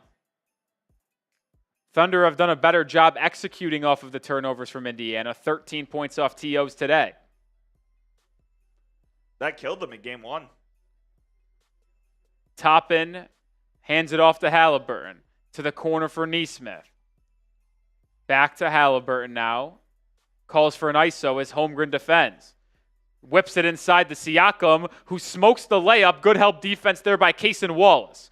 Wallace has done good things defensively in this series. He's just been a non-factor on the other end. 0 of 8 from 3 in the series? Yes. SGA gets downhill to the rim. Layup, good. Just uses the size advantage on Nembhard to finish. Haliburton, drop off to Siakam. Finishes that one with the left hand. Haliburton's just got eyes everywhere. What a pass. Timeout, Mark Dagno. Timeout OKC, 53-50, 3:19 to go in this opening half. Back and forth action. 824 people watching. If we don't get to 200 likes before we come back, I'm going silent. Silent treatment? You know what, actually? I'm going silent treatment until we get to 200 likes. We need 41. Rolly's going silent treatment right now. We've got 845 people watching here on the stream.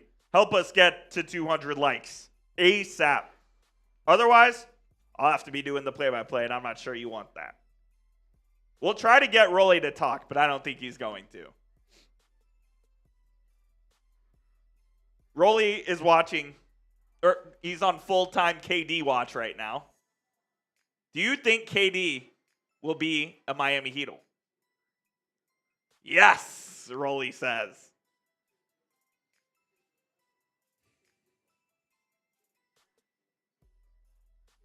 I'm trying to think of something to get Rolly to speak.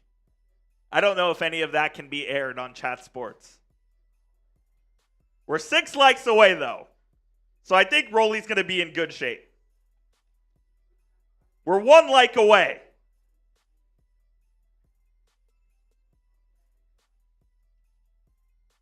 We're 1 like away. We're there. We are there. Thanks to getting us to 200 likes. We need to. Did you rest your voice? A little bit there. Hawaiian Woods says 1,000 likes beer bong. I'll do a beer bong if we get to 1,000 likes. Absolutely. We haven't even got to 500 likes on our stream so far.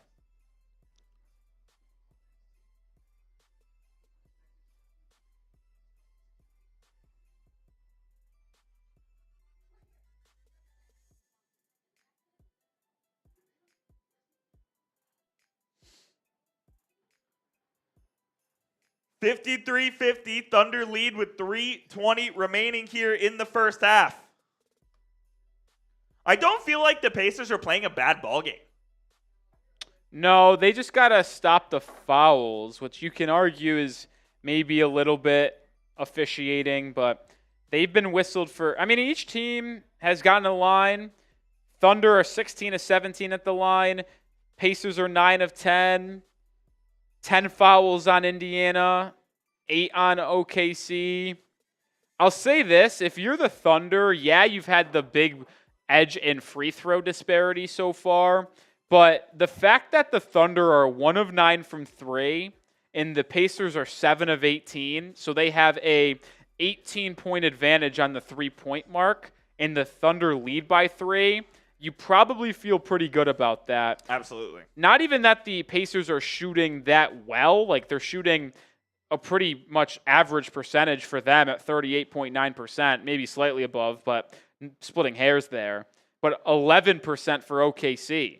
So they are winning the free throw disparity by 7 points, but they're losing the three-point battle by 18. So they're down 11 in the three-point free throw battle, but still lead by 3. So I think as a Pacers guy, you might be a little concerned by that. Thunder fan, probably pretty happy. I would absolutely agree. I think that's a pretty good assessment there, and we'll see if the Pacers can stop fouling here. I think they did let the officials get into their head a little bit in this quarter here as well. By the way, how about this for my prize picks, Coop? Haliburton's already got 5 assists, need 9. Need 3 Nesmith threes. He's got 2. Yep. Jalen Williams already has the free throws. Yep. I feel like it's going to hit if Lu Dort doesn't have 4 points. Which is sketchy. Very dicey. Caruso has it, top of the key. Siakam defending. Lu Dort's made their only 3. Yeah. And it was a tough 3, too. SGA driving. Gets to the corner. Doubled. Spins away from it. Back out to Caruso for a left wing 3. And the Thunder are now 1 of 10 from beyond the arc. That wasn't even that contested of a look. It was a pretty good look for the Thunder. Haliburton over to Nesmith. Back to Haliburton. He has SGA on him. He wants the ISO. Drives on Haliburton. Gets inside. Drop off to Nesmith. 10-footer on the baseline. No. Toppin from the rooftop with a putback slam. Boy, you just always have to know where Toppin is on the floor, because if that ball goes sky, he will get it. SGA turns it over. They double him, and Haliburton reads the pass. Haliburton in transition. Good defense there by the Thunder. Forces a reset. Haliburton to the corner for Nembhard. Nembhard turns it over. Stolen by Jalen Williams. 2 minutes to go in the first half. Thunder lead by 1. 9th turnover of the game for Indiana. 13 points off turnovers for the Thunder. They'll be 15. Jalen Williams to the rack. Easy blow by. Obi Toppin couldn't stay in front. 16 first half points. Toppin looking for the answer. Fouled inside. I think that's on the pass. What will they call? I don't think Toppin was in the act of shooting. It was clearly going to be a pass to the corner. This was a nasty move by Williams. Ooh. That step, just see you later, Obi Toppin.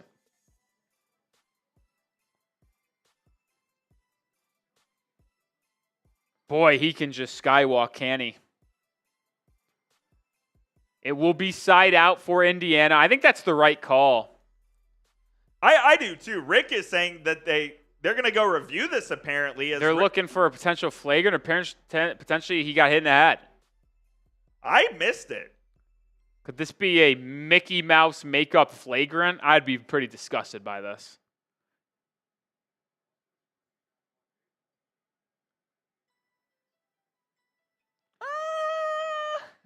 Stop.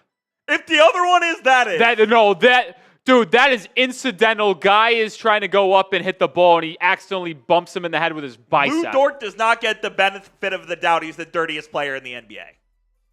If that is a flagrant foul, I might need to take a break from this fucking stream.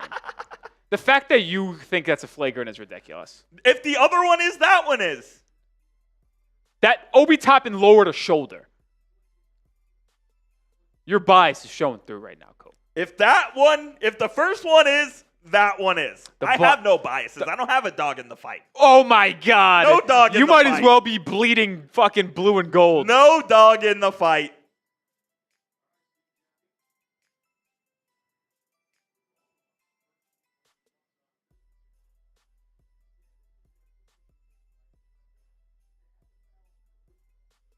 Oh my God, he winds up and hacks him with the elbow in the dome piece. You're ridiculous.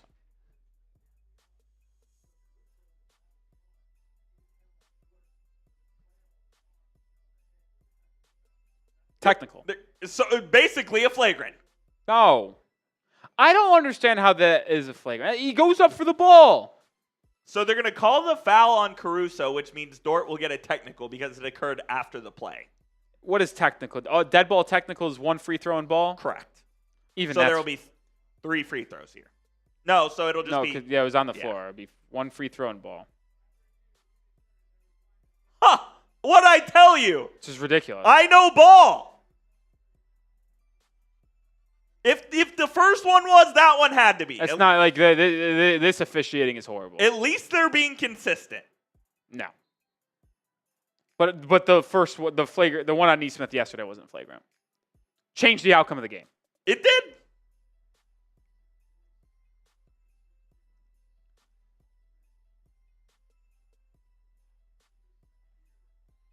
Just tweet out these officials are a fucking joke. Obi Toppin getting 2 free throws and the Pacers getting the ball is so bad. Toppin makes the first.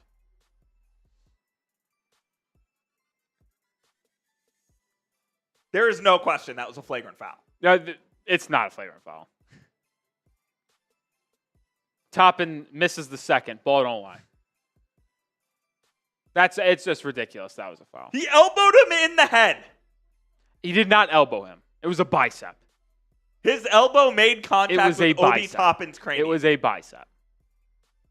Your bias is showing. No, I just an objective view of the game. I didn't think the first one was a flagrant either, Coop. I don't think there has been a flagrant foul in the game. Siakam, step back, mid-range shot is good. We're tied up at 55.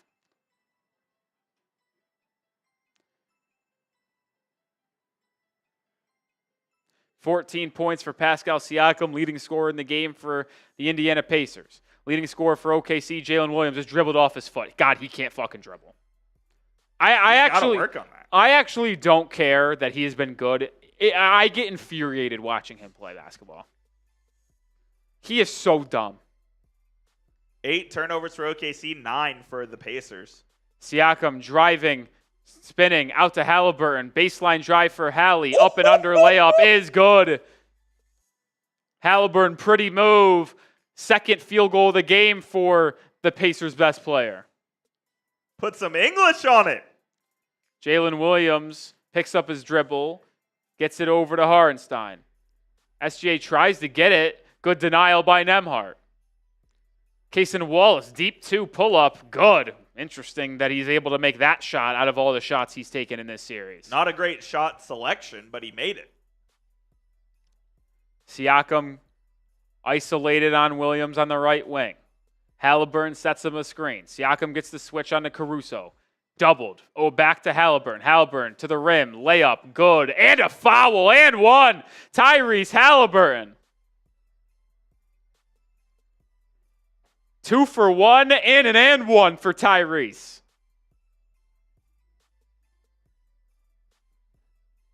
What? Yep. No, well, that was the play for it. That was the worst call I've ever seen. I didn't see it. There was quite literally no contact. The officials have not been good. I mean, this has been the worst officiated game without a question. 3-point Pacers lead. 4-second differential shot clock, game clock.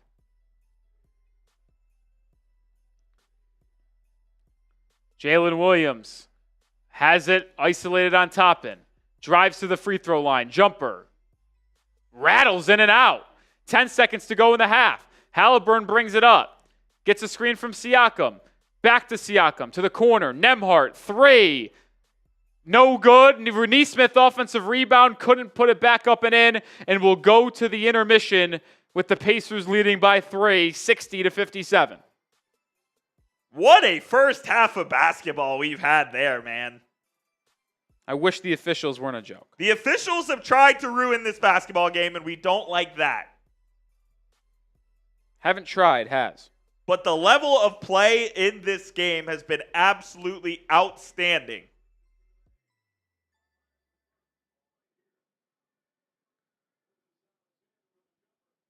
We're in for a hell of a second half, man.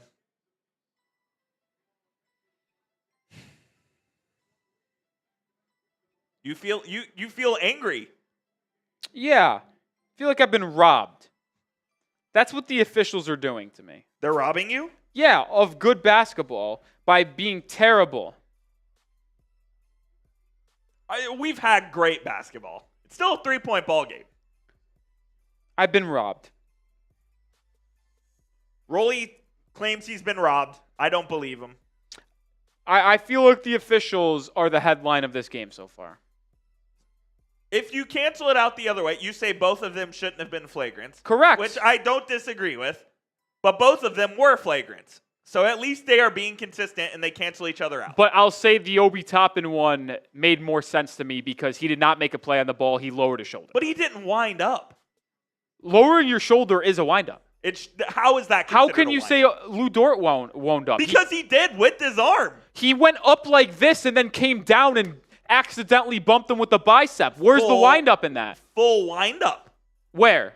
When he comes down. That's a normal play. But it's a windup because it hit him in the dome piece.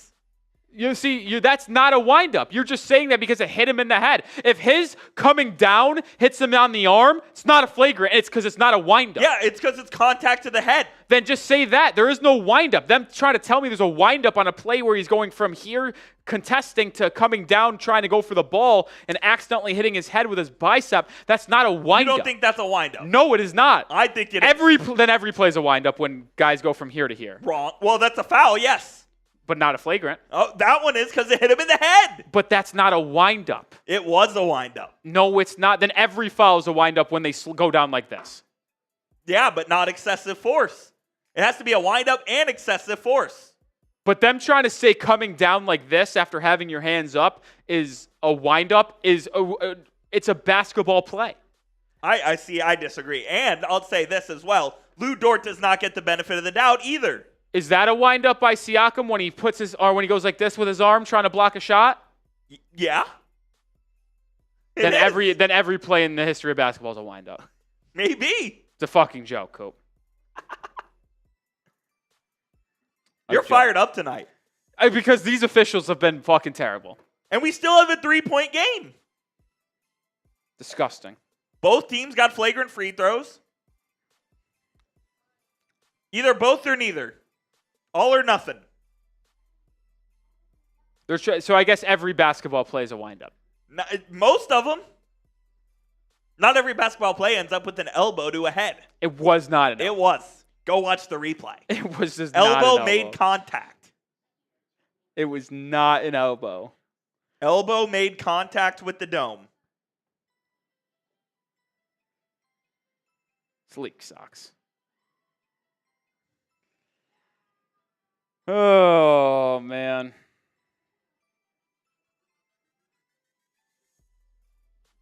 It's why you subscribe to the channel, man. This is what we do, man. Debates between me and Coop. There's something.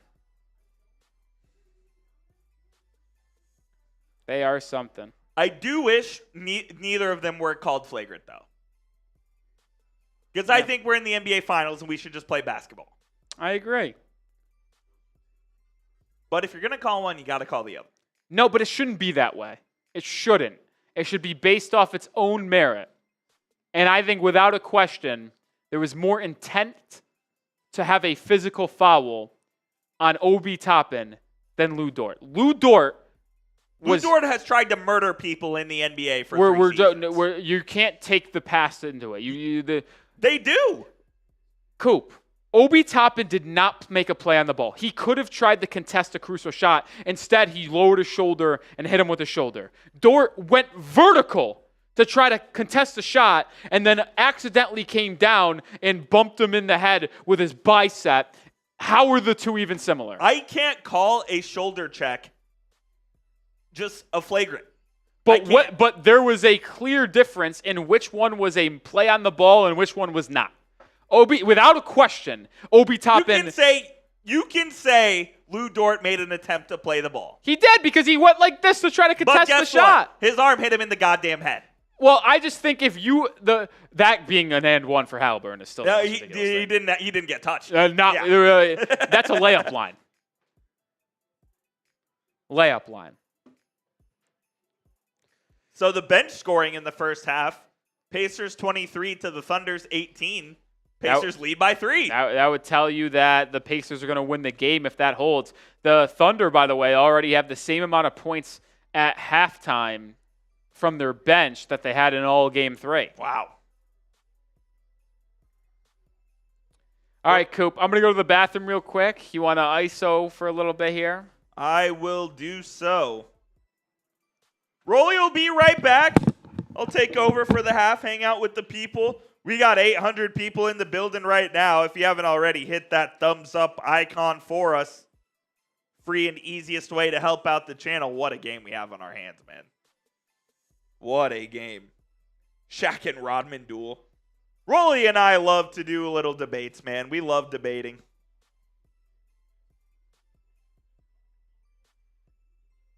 The New York Knicks are planning to meet with Taylor Jenkins and Mike Brown next week for their head coaching position. Of course, Shams tweets this at halftime. Unbelievable, Jeff. What up, Mike?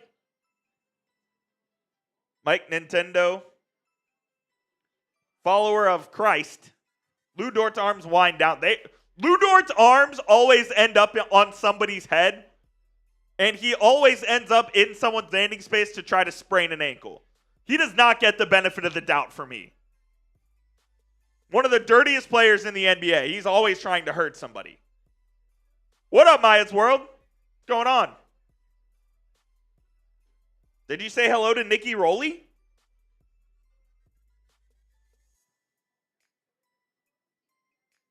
I don't know, man. Like I said, I wish both of them weren't called flagrants. But the fact that they both were, at the minimum, they are consistent. DM, I know you're a Thunder fan, but I was just a dirty, he's just a dirty player. He is. Don't think there's any way around it.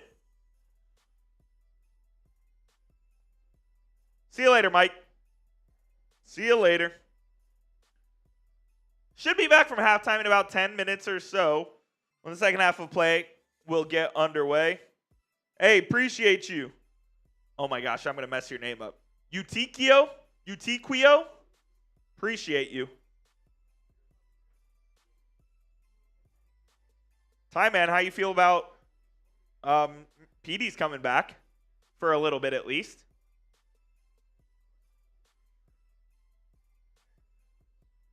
Shabako says, hurt the other player and make it look normal. That's what Lou Dort does. It's Lou Dort's MO.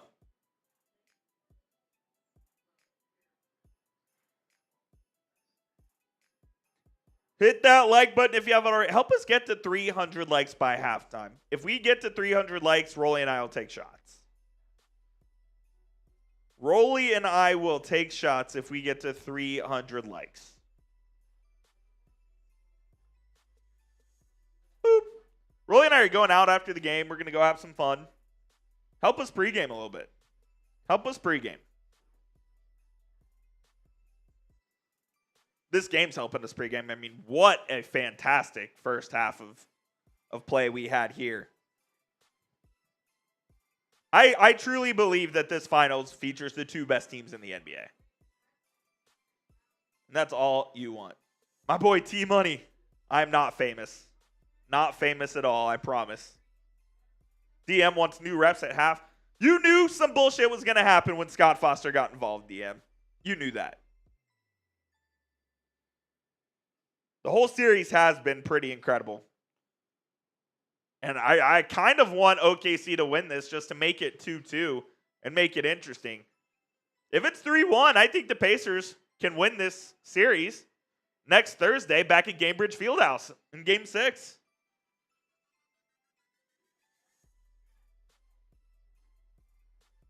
Appreciate you.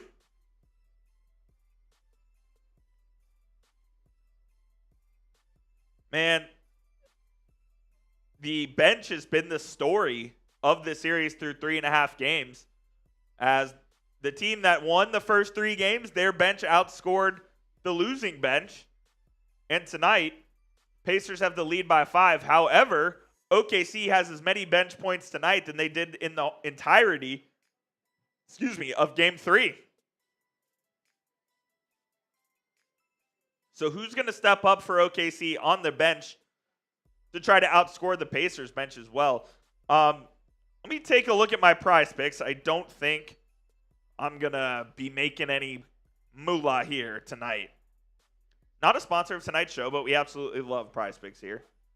I did take the less on Jalen Williams points. He's already got 16 of the 22.5, so I don't know about that. Chet not attempting many field goals here. I wish he would, but he is not.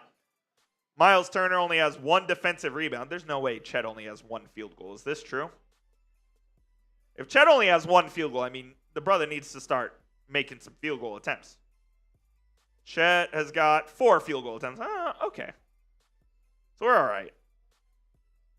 Let's see what else we got. Lu Dort, less than 8. He's already got 5. Benedict Mathurin has 5. 10.5. I took the less on both of them, so we'll see what happens there. Aaron Nesmith, 3-pointers attempted. He's 2 for 2. And Tyrese Haliburton has 5 assists already. So we're okay. What do old heads think of this year's finals? They probably hate it. Old heads want the Celtics or the Lakers. Old heads want the Celtics or the Lakers. Absolutely, Shabako. Turnovers close on both sides. I believe it's like 10-9 or something like that. You're back? Yeah. Do some soul searching? I did. And? I did some meditation. I had to go take a little leak, and then I came back and I laid on the bench out there for about 2 minutes just to calm my thoughts and get ready for a second half. Love that. I'm going to do the same. I'll be right back. Yeah, I mean, I just had to. Sometimes you just have to take a deep breath. Listen, they get commercial breaks when they're doing the broadcast. We're live for the entire thing. They have so many commercial breaks. They can rest themselves, collect their thoughts, have a good time. Us over here, no, it's 3.5 hours straight. All right, well, let's continue to get that like button up. Coop said we would do a shot if we get to 300 likes. We're 42 away. That feels like something that just needs to happen. It just needs to happen. Read off some first half stats here. I don't know if Coop already did that or not. Let's see what catches my eye here. I tell you what, if you told me that SGA had 12 points on better than 50% shooting, I probably wouldn't have believed you, but 12 points on 55% shooting. I will say this, though. No assists for SGA. So that's not very good. I mean, not getting his teammates involved. A lot of ISO ball. And it's worked for them for the most part. I don't know if they can win this series with how well Indiana is playing as a team with that type of ISO ball. If I'll be honest.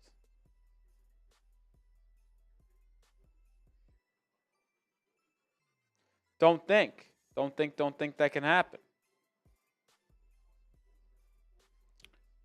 Yeah, I don't know how to feel about this game either, Jamie or Jaime. Tight back and forth.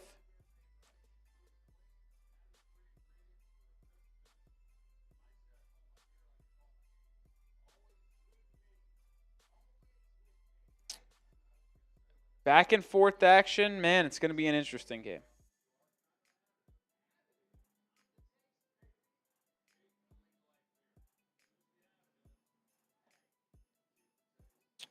It's going to be an interesting one.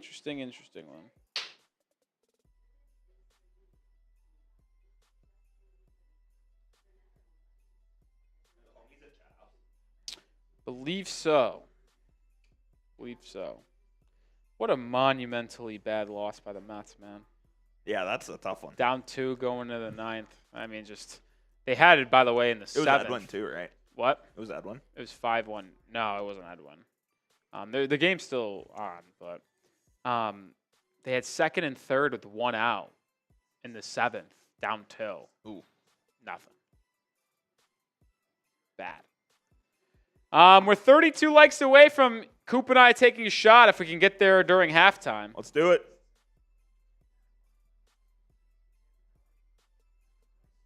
We've been at halftime for about 15 minutes and change, so I'd say we're about a minute and a half away from getting the second half underway, so we have 2 minutes at most to get to this like goal. We need 31 more now.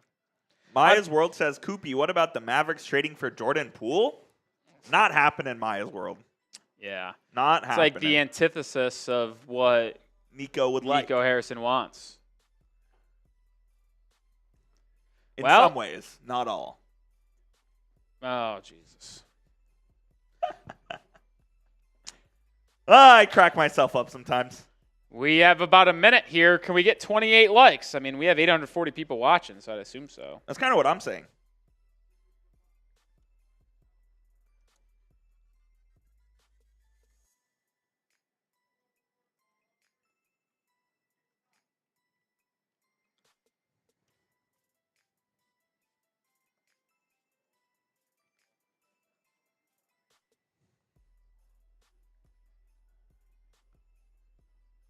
$25 likes away.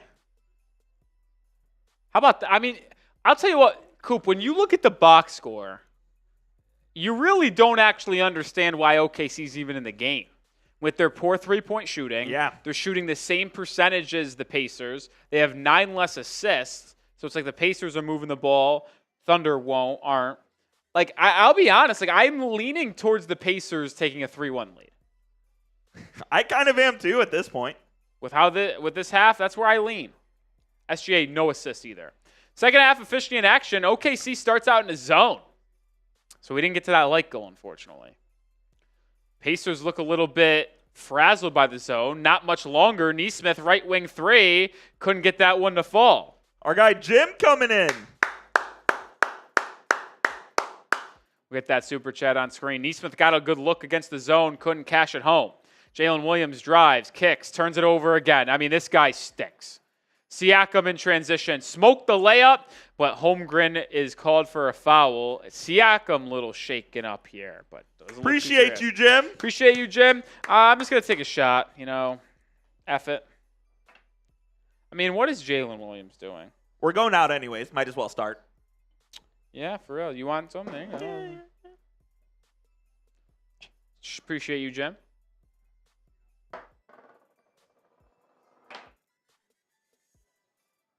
Shout out our guy, Jim.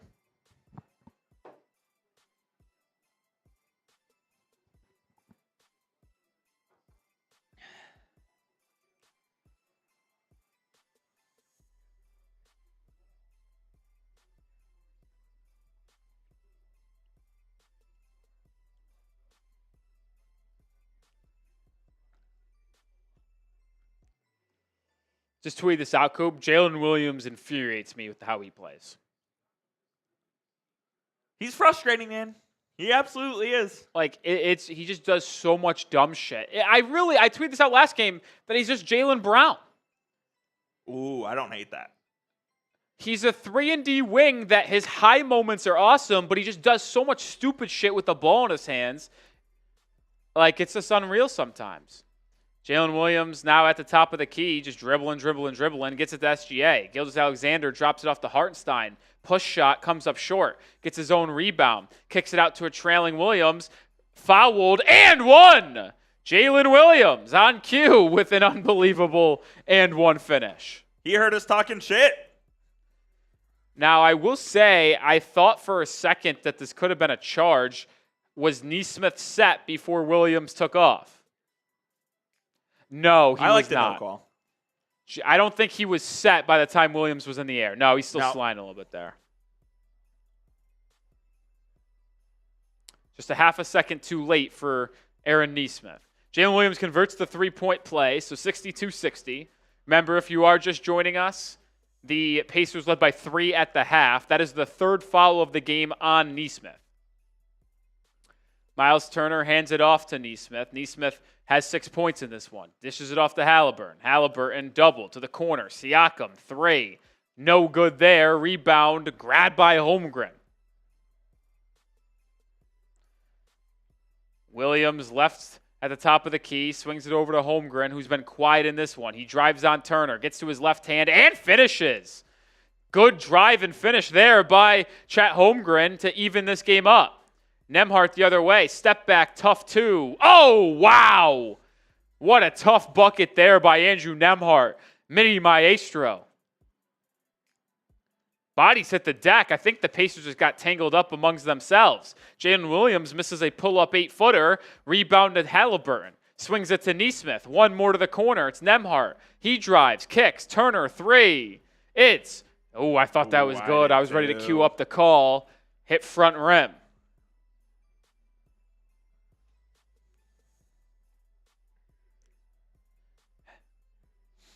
Haliburton over. SGA has it. Swings it to Williams. Spot up 3. No good. Long rebound. Loose. Siakam has it. Pacers slowly bring it up. Haliburton gets a screen from Turner. Pocket pass. Turner to the rim on Hartenstein. Hangs. Fouled. Oh, Coop, what are your thoughts on this? I think if you make a pass that directly leads to a shooting foul and free throws, assist. It should be an assist. I've been banging that drum. I have thought this for such a long time. If he scores no points and misses both free throws, no assist. But if you get 1 point, it should count as an assist. You were directly leading to a foul. Like that pass from Haliburton directly led to a shooting foul. Wonder why you think that? No, I've thought this forever. I thought this forever. I agree. Turner makes the free throw, 65-62.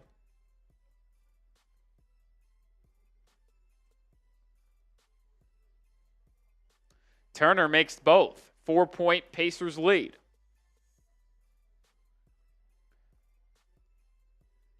They're playing through Jalen Williams a lot in this game. I'm curious on why. Using SGA mostly off ball.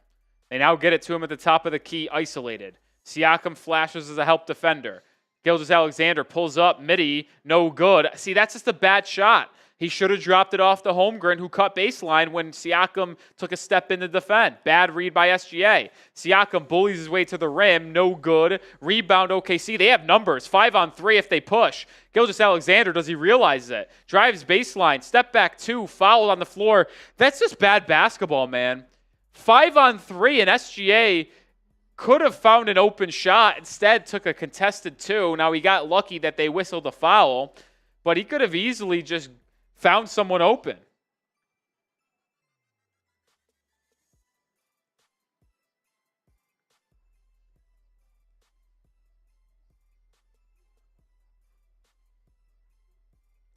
I mean, not to, criticize Doris Burke here, but, that's a pretty good look.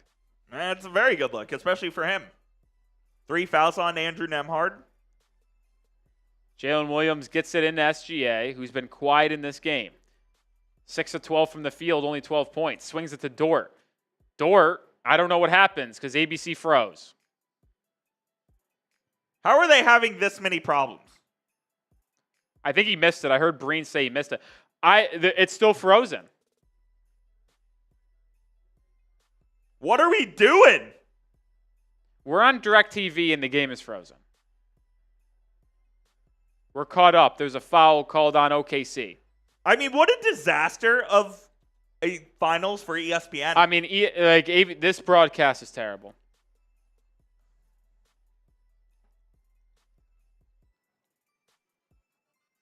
I just tweeted out, this broadcast is terrible on all ends. 4-point Pacers lead. Siakam in the mid-range, bumps, spins, doubled, kicks it out to Turner. Turner crosses over, drives, step back, one-legged two-pointer. Oh, my! Myles Turner with a tough step back. I didn't know he had that in his Duffy. I did not either. 10 points for Turner, 6-point Pacers lead. Their largest of the game was 9 in the first quarter. SGA, step back, baseline jumper, finally gets one to go.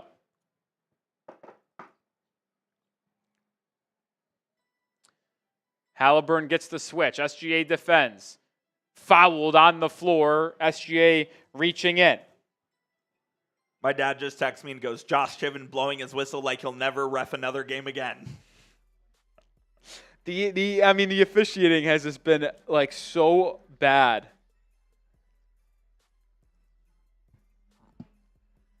Haliburton having a hard time getting it in, and then he ultimately turns it over. SGA with the steal. Pacers leading by 4. Pick and pop. Holmgren inside to the rim, layup. I think it was a lob to Jalen Williams. It was deflected and stolen by Indiana. Siakam over to Nembhard. Nembhard to the rim to Turner. One more. Siakam 3. Good! Timeout OKC. 7-point Pacers lead. The Indiana Pacers starting to put a little distance between themselves and OKC. 7 points is nothing in today's NBA. But some tough shot making being made all around. Siakam knocks down a straightaway 3 to give the Pacers a 7-point lead here in the third.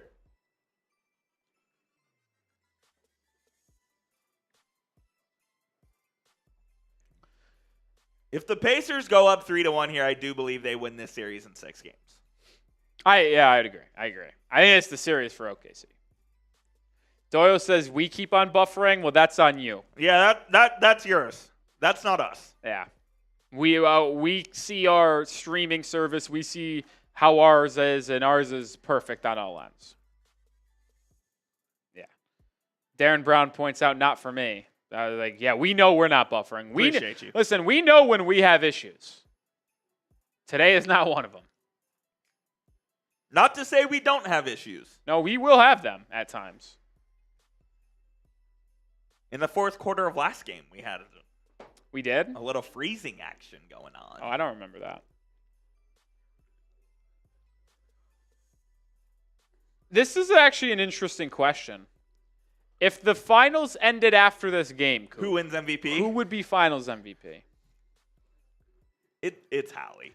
Is it? Yeah. The great game 3, the game winner in game 1. Nobody else is winning MVP on the Indiana Pacers. Tell you what, Siakam would have a pretty strong case for it again. He's got 19 points today, had 21 last game. He would. 19 in game 1. I think Siakam's their leading scorer in the series to this point. Has he been the most valuable player? I mean, his defense has been phenomenal. 5 steals today. That's true. Yeah, Siakam does have a case, I guess. I mean, I know here's the truth. I think Haliburton would win it because Haliburton, what'd you say? Because media? Because the media voting for it would probably get caught up in the game winner. But if I had to vote, I think I would vote Siakam. Really? Well, think about this, Coop. Siakam is the reason why OKC had to, or ended up switching away from their starting lineup all season long because they had no confidence in their ability to defend Siakam with Hartenstein or Holmgren. That's true. That they forced a change. So you could argue that Siakam, based off his play, but just based off his threat, forced OKC to play a whole different way. That's a very good point. I think it's certainly an interesting debate. I think it could go either way, and I would have no issue with it. I think if I was voting and the series ended after today with the Pacers winning, I would probably go with Siakam. Okay. Oh, Happy Gilmore trailer. Yeah, I can't wait to watch this. When does it come out? July? I think it's end of June. Oh. No date, just coming this July.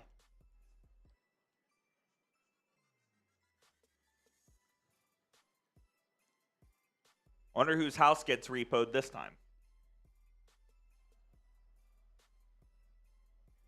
SGA, just 14 points tonight. No free throw attempts. No free throw attempts. He also has, to my knowledge, no assists. Oh, boy. It's not been a good game for the MVP. 7-point game. Caruso brings it up. The Thunder have 1 3 made today. They're 1 of 12. Just don't stand a chance against the Pacers or really any team in the NBA nowadays if you shoot that poorly from 3. SGA, stonewalled by Nembhard, finds Obi Toppin's arms out of bounds. I mean, this is just an absolute masterclass defensively from Nembhard. SGA's still shooting around 50%, but it's all mid-range twos. Like, yeah, the mid-range is necessary to win in the playoffs, but if it's only that, no chance. Turnover, shot clock violation, OKC.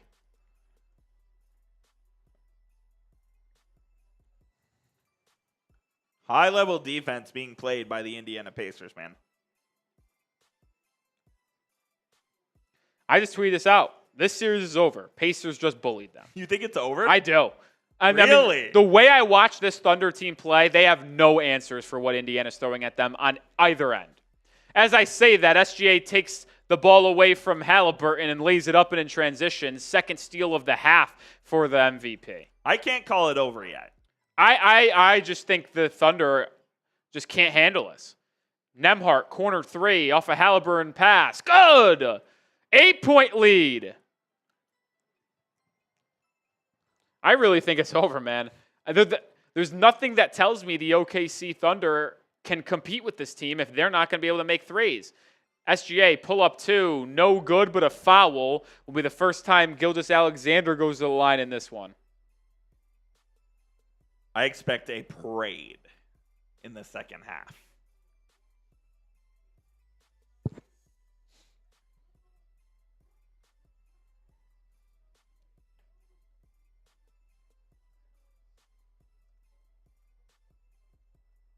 SGA to the line for the first time tonight with 6:09 left in the third quarter.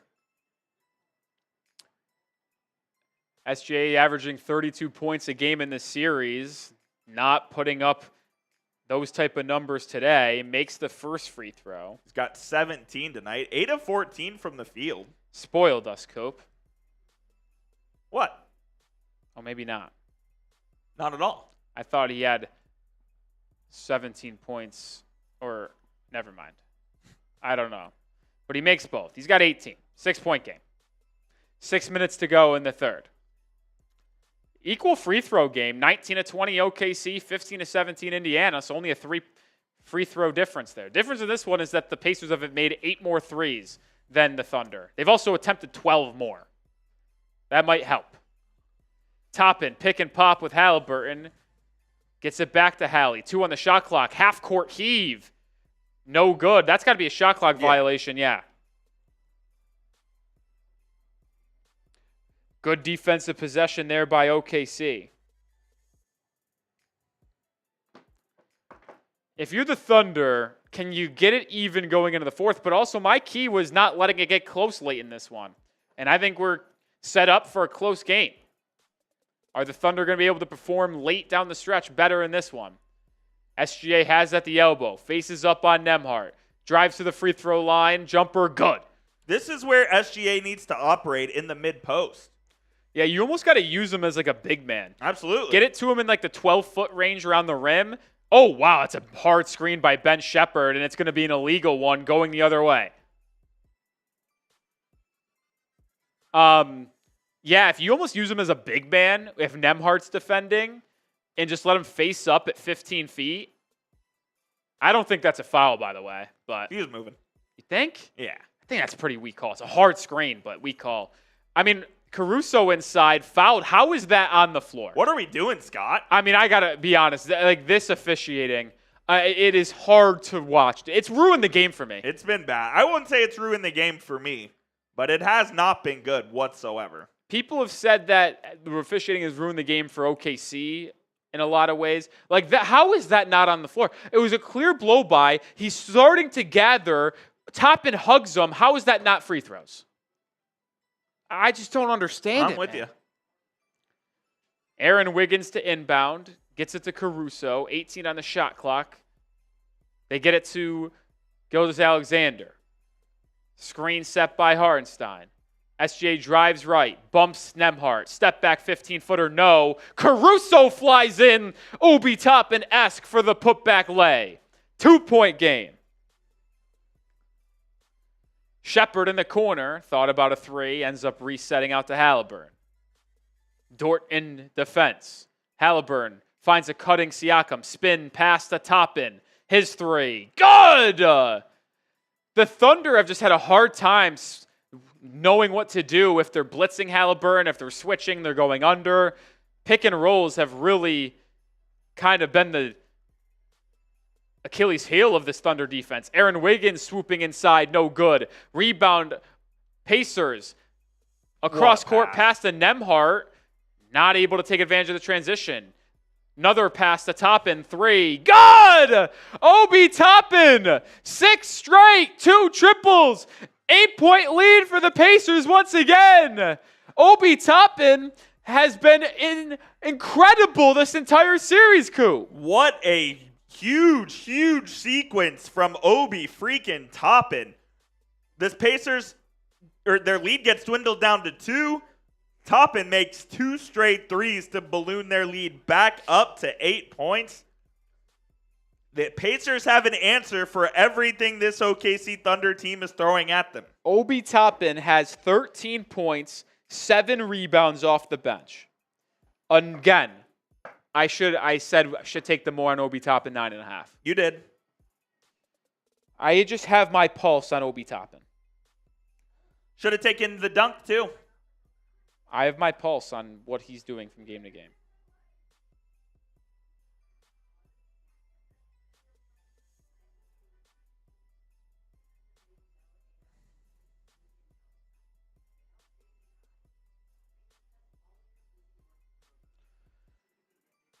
Wow.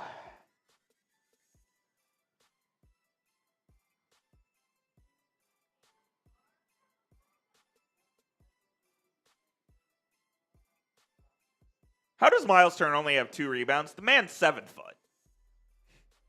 He doesn't rebound. Yeah, it's unbelievable. He plays on the perimeter the way he does. I need Nesmith to bury another triple here, and I'm probably good on my lineup. Yeah, Nesmith triples. Because I need 1 Nesmith triple. I need Dort to continue not scoring. Correct. And I only need 2 more Haliburton assists, and I feel like that's just going to happen. I need the Haliburton assist. I need 2 more attempts from Nesmith, I believe. So if he takes 2 more attempts, I'm begging just to make 1.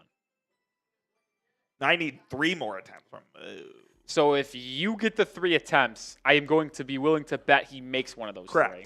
So we each need Nesmith to have a 3, Haliburton to have 2 more assists, and then Lu Dort not to score. We've been all over this series. We've been right there. We have been right there. Cashed out in game 1. No, game 2.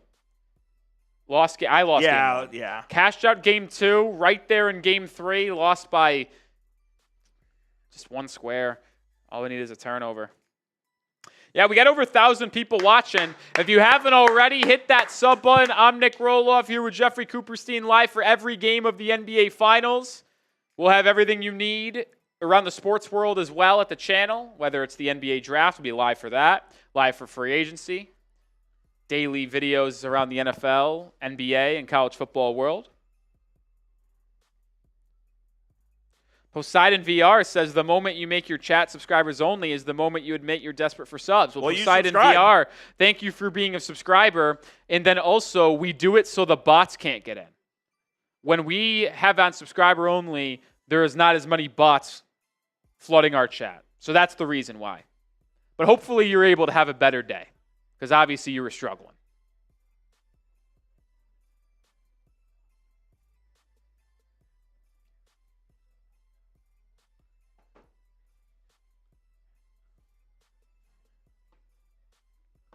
Obi Toppin knocking down a couple of trade He's balls. just been big this entire series for them. I mean, you just simply can't win in this day and age in the NBA, Coop, when you're getting outshot like that at the three-point arc. Not going to happen, despite OKC outscoring them 38-22 in the paint. I mean, they've made 10 more threes than you, but they've attempted 15 more threes. Unreal. 13 for Obi in 17 minutes. He's been big, man. He's been huge. It's been absolutely massive for them. And then they're going to press out of the timeout.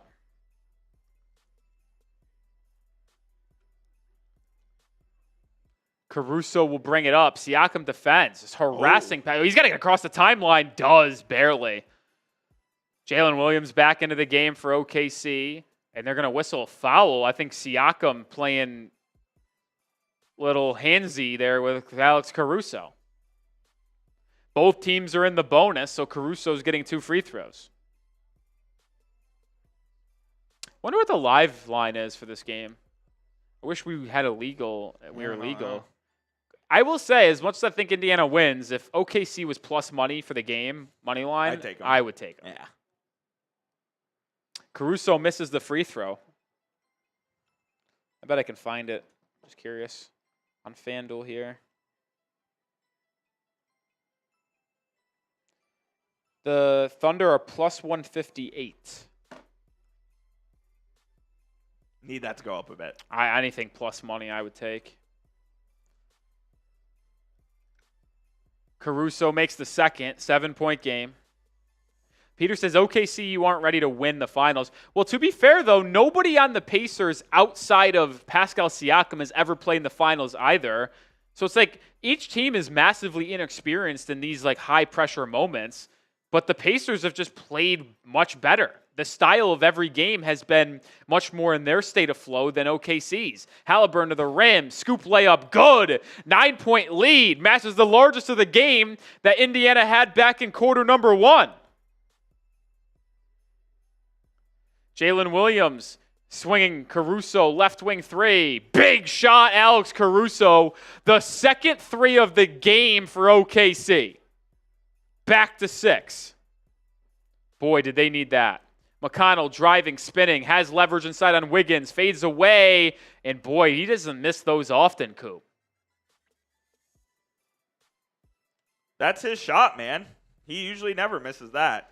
Jalen Williams to Caruso, back to Williams, top of the key, guarded by Mathurin, who's been quiet in this one. Now the switch on to Siakam. Half spin, fade away at the free throw line, no good. Rebounding foul, Luguentz Dort. That's going to be free throws for Mathurin because they are in the bonus.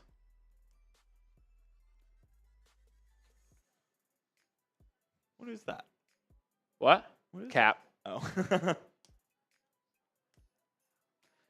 I mean, I'll tell you what, though. As good as Caruso's been offensively in this series, his defense has really not been that impactful.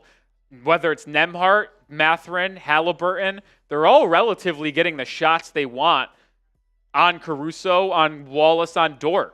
This OKC defense has just been absolutely neutralized by this Pacers offense, which I don't know what the metrics say. I think if the Pacers close out this finals, Coop, and win it, I think we're going to look back at this team and talk about it as just maybe the most best offensive team in a long time.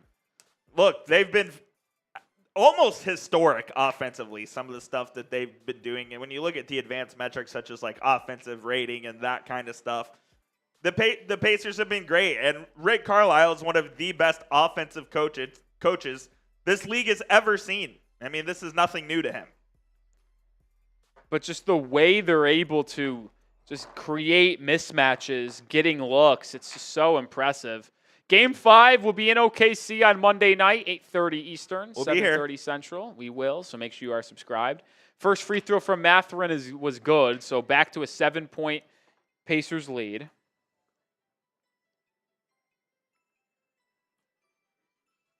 Mathurin goes 2-2 at the line, and it's back to 8. Luguentz Dort with 3 fouls. Shocker. A joke. It was 3.5, though. I know. He'll get another one. SGA has it over to Holmgren. Holmgren hands it off to Jalen Williams. Williams on the left wing swings it to Kenrich Williams. 3 on the shot clock. Jalen thought about a 3. Now it's to take a sidestep, blocked. I mean, this Pacers defense even has been impressive too, Coop. Obi was all over Jalen Williams there. He gets the block to force the shot clock violation. Did he get it? Oh, yeah. Oh, yeah. Big time.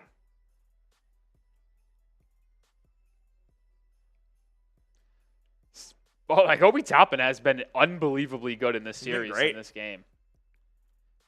Siakam has it at the half-court line, driving left on SGA, drop off the Toppin for a slam. 10-point lead, largest in the game. Largest lead of the series for Indiana. It's never got to 10 in either of the first 3.5 games. Oh, that's 8. And then an 8-second violation on Jalen Williams. This series is over, Coop. I said it 5 minutes ago. It might be. The Thunder are the most mentally soft team, I think, in the NBA. And that is an overreaction, absolutely. But it's just embarrassing from what I've seen. Wow.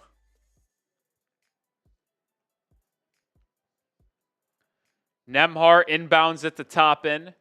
12th turnover of the game for OKC. Cason Wallace in.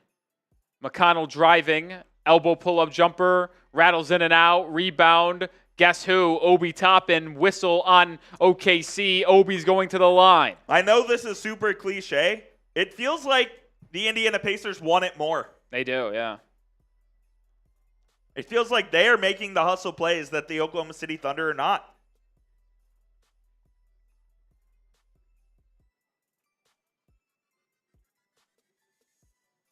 Toppin misses the free throw.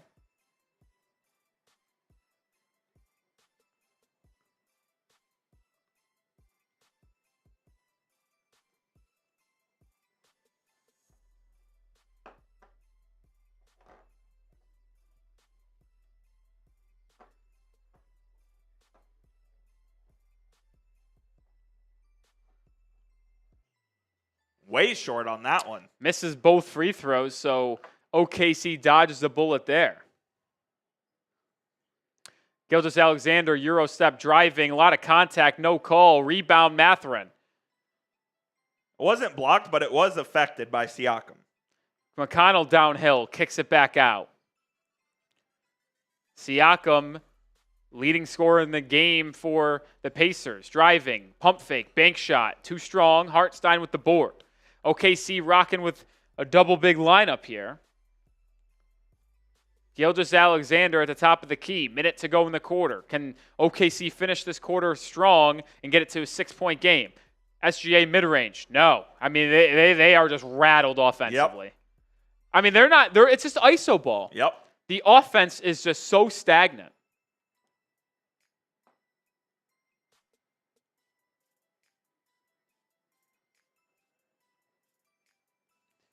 Siakam drives on Holmgren. 4 on the shot clock. Step back midi. Way off. Way off. Rebound Jalen Williams. I think they should go quick to try to get a 2-for-1. Will they? Jalen driving towards the rim. Bumped. Fouled.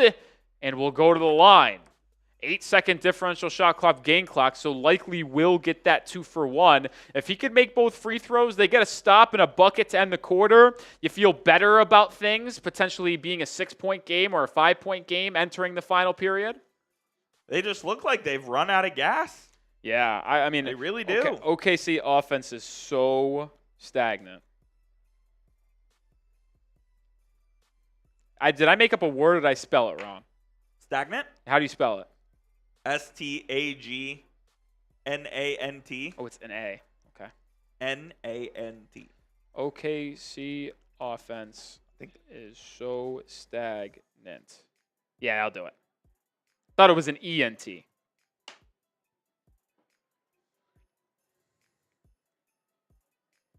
Jalen Williams makes both free throws. I think he's 10 of 10 at the line today. It's an important 2-possession stretch in this game. Could Indiana potentially get a bucket to stop and go into the fourth quarter up 10? Or could the Thunder get a stop and a bucket and go into the final quarter only 6-5? Massive 20 seconds here. Siakam driving on Jalen Williams. Left-hand layup. No, but a foul.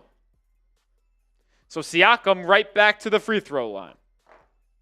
Been a foul fest. Yeah, it's been pretty bad. It's pretty embarrassing.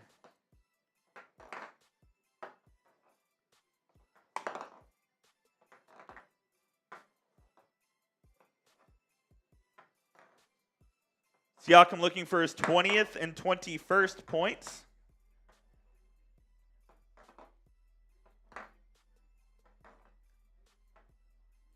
Siakam makes the first.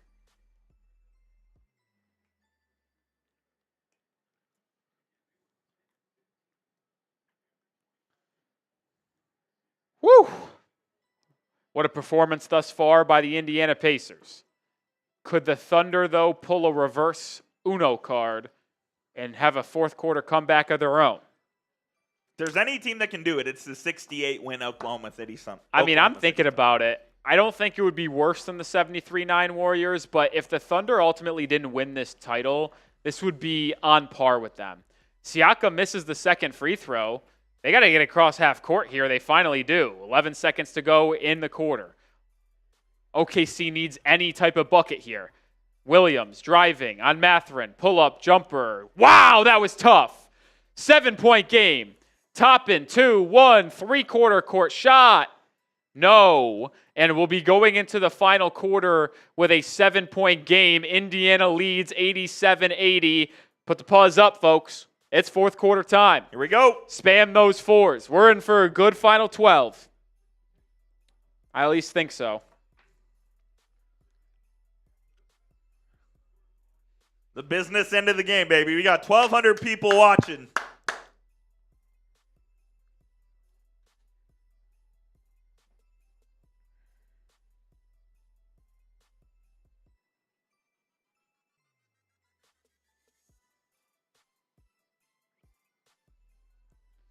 Tyman, Ambrose, Xander, NBA, DM, Shabako, Christopher,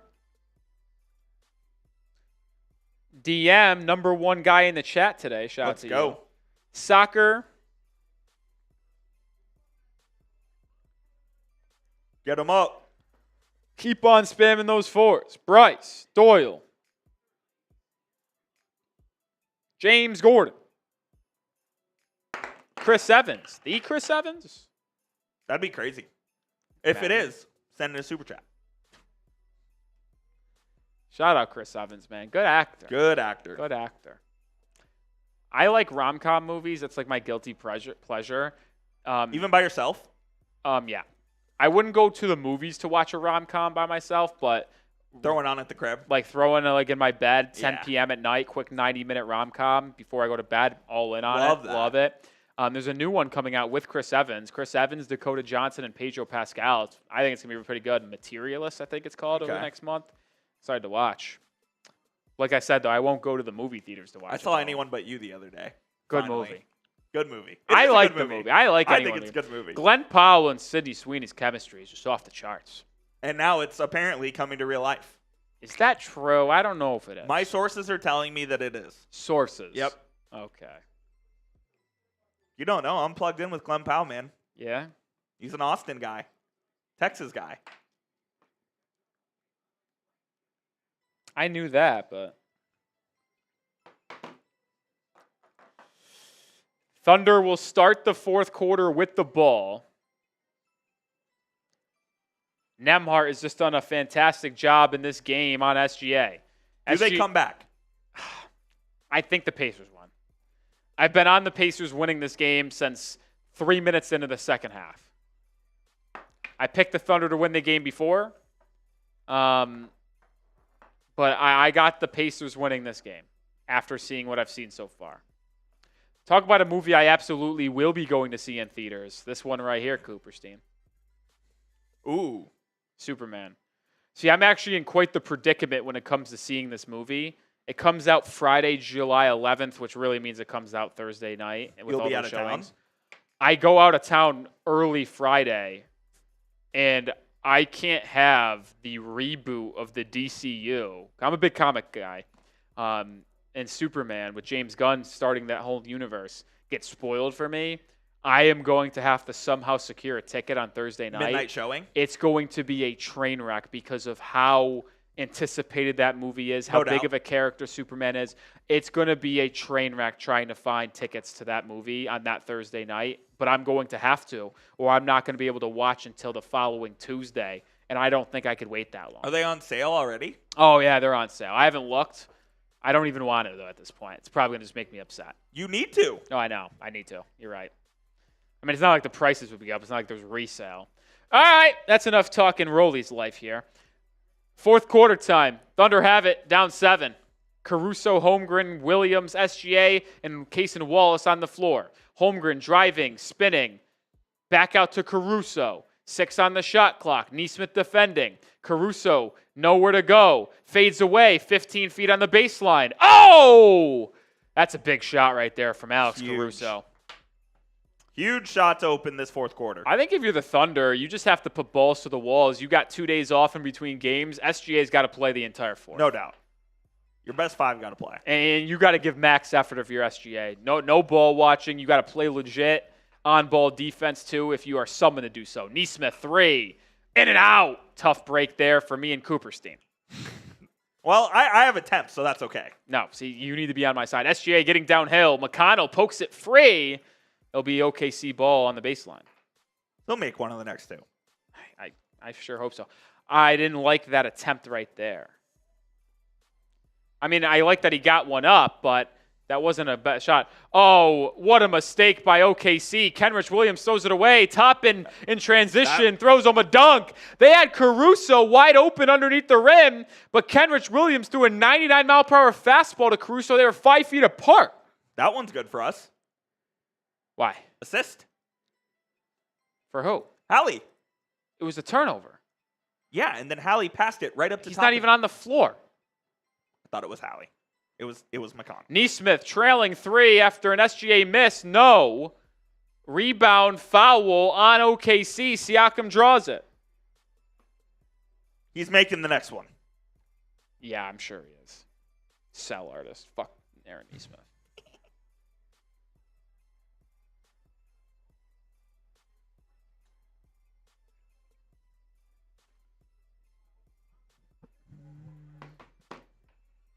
I mean, that is quite the 4-point turnaround there. Caruso was wide open. If Kenrich Williams doesn't throw a 100-mile-per-hour fastball at him, that's going to be a 3-point game. Instead, it's 7. Shout out, DM. Shout out to you, DM. Legend. McConnell on the left wing, swings it to Siakam. Contested 3 at the end of the shot clock, no good. Bodies hit the deck. Great play by Chet Holmgren going out of bounds to throw it off the behind of McConnell to keep possession for OKC.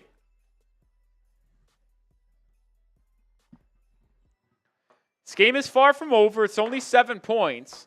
I will say, based off how Indiana has controlled almost every facet of the game, you would actually think they're winning by more. I would agree. Which gives, I guess, some optimism if you're an OKC faithful. Holmgren shows and goes, spins, fouled by Aaron Nesmith. I do not think that's a foul.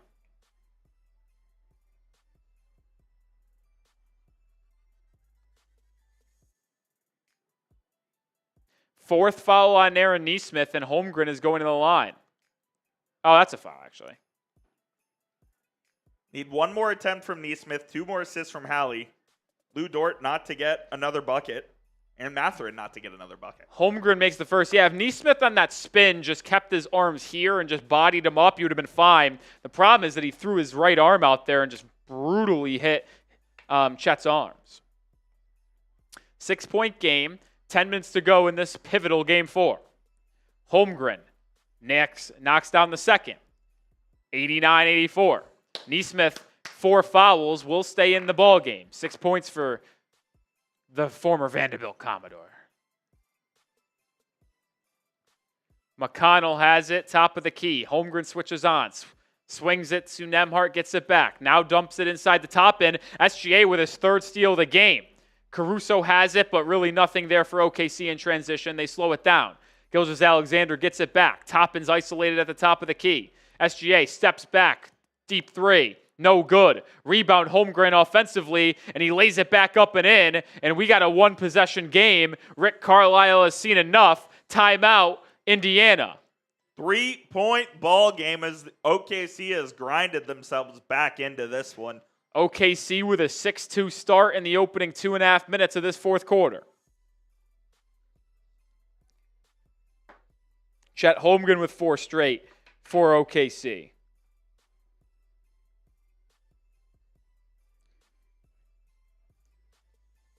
SGA, how about this? No assists. Unbelievable. It's hard to imagine.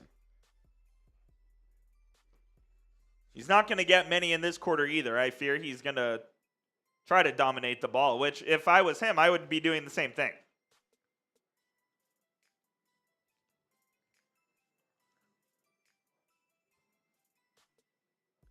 Indiana's not winning this in 5, right? No, I'm still willing to say OKC, as bad as they've looked, they probably win Game 5 at home. But I think Indiana will win back at home in 6, whether that's to close it out or extend the series. I will say, I wonder how different this series would look if Haliburton comes up short on that jumper in game 1. Yeah, it changes the entire complexion of the series. I mean, it's like a bullshit, like not really any analysis type of statement there. No, but it's real. But like, does OKC still win game 2? Probably. But like, does Indiana win game? Like, I just like the confidence difference. Like, because like, here's the truth of the matter, folks. Like, the players will try to tell you it doesn't creep into their head. It absolutely does. Being down 1-0, being tied 1-1, being down 2-1. There's more pressure on OKC. Indiana's playing a little bit more freely, I think. I think there's been more pressure on OKC from the get-go in this series. I feel like in game 1 they didn't have any pressure, and then once they choked, then they felt it. But they were the heavy favorites coming into this series. Now, Coop, would you as a player, if you were in their shoes, I know it's hard to project, do you think if you knew you were minus 650 to win the series, do you think that would play into your head? I don't think it would for me. I think it has to, right? I really don't think it would. Really? I think on an individual game basis, I think it could. Like if I knew the line was like 6.5, I was like, oh, Vegas thinks we're going to win today. Like, but I don't really think it would impact the series. Like I don't think OKC came into the series saying, holy shit, Vegas has us minus 650 to win the series. We have to win. Like I don't think that's a thing they're thinking. I don't. Maybe I'm wrong. Maybe I'm naive. I just don't. Maybe it doesn't have a big impact, but these guys are absolutely aware of what the line was. Yeah, I think they are. I just don't think it impacts them. Maybe not. I think as far as it goes, is that it's like, oh, you were 7.5 point favorites. We won by 8. It's like, oh shit, we covered. Yeah. But like, I don't think they're thinking about that in the moment. But that's also starting to play a dangerous game when you talk about knowing the Vegas lines and whatnot. Listen, I'll fully bet. I would know the lines on a day-to-day basis if I was playing. And would you purposely miss shots to affect the line? I would try to make shots to affect the line. But you wouldn't miss shots. I would never miss shots to make a line. Like, if I'm playing on a team and I'm an 8-point favorite and it's like we're up 6 with a minute left. And you're supposed to dribble it out, you're going to get a layup. No, not in that capacity. But if it's a 6-point lead with a minute left and I twink a 3, I'm going to be like, sick, I just made us cover. Like, I would always do it in my favor. I would never go against myself. That's just ridiculous. All right, back in action, pick and pop, Turner 3. Almost hit the ceiling there. No good. Oh, my God, that's a foul? I'll tell you what, Scott Foster, usually the extender. That is not an extending call. I want to see a replay here. That is not a foul. Oh, we can't be doing that. You think that's a foul? No. Okay. No. I was going to say, that is just, in the NBA Finals, that is not a foul. I'm shocked Foster whistled that. Maybe the NBA made the call for Indiana. Haliburton has it over to Nesmith. Nesmith drives on Holmgren. Pull-up free throw line jumper. Comes up short. Caruso just skywalks to get that board. Now out in transition. Right ahead. Out to Dort. Dort had a 3. Passed it up. It swung around the perimeter. Now to Gainbridge Williams inside.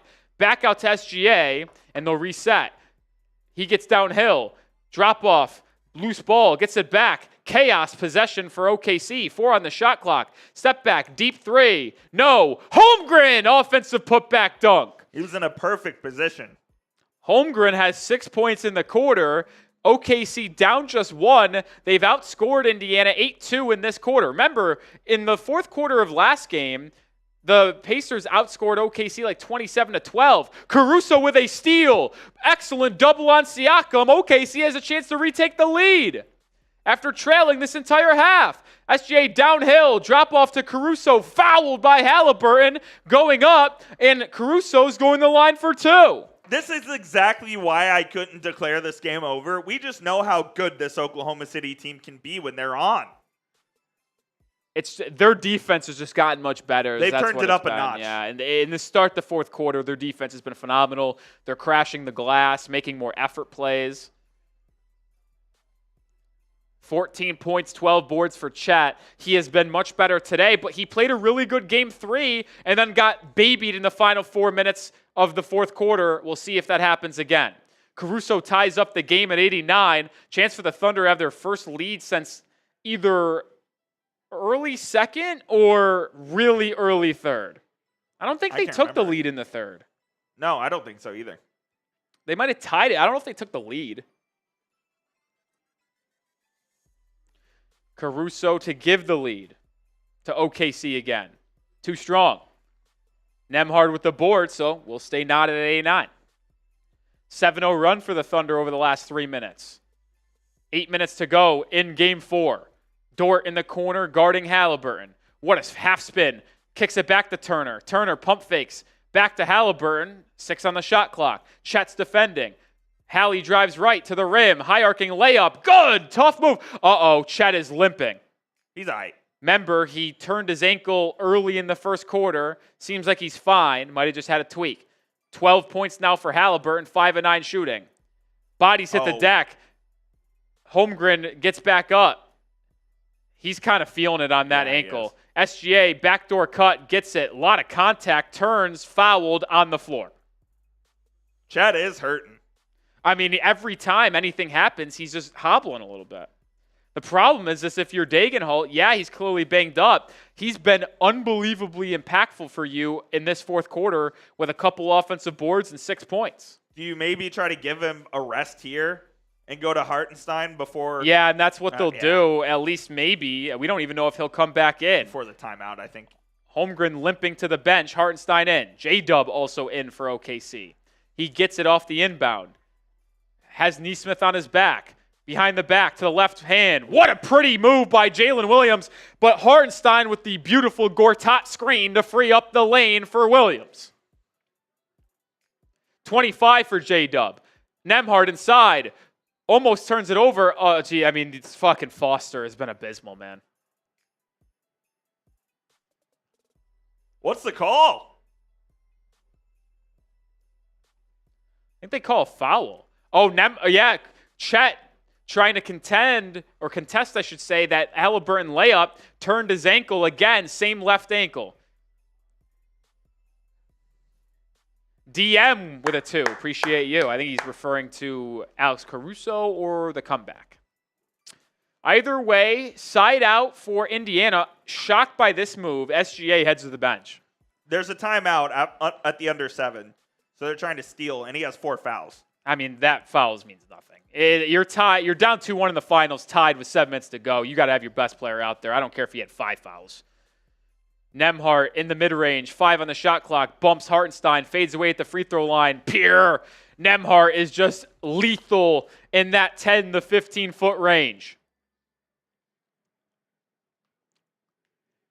Jalen Williams guarded by Nembhard. Massive size advantage for OKC. Kicks it to Wallace. Wallace inside. Cason Wallace has been unplayable in this series. He really has. Turns it over. Nembhard feeling it here. Defended by Dort. Toppin sets a screen. Now gets it to Haliburton.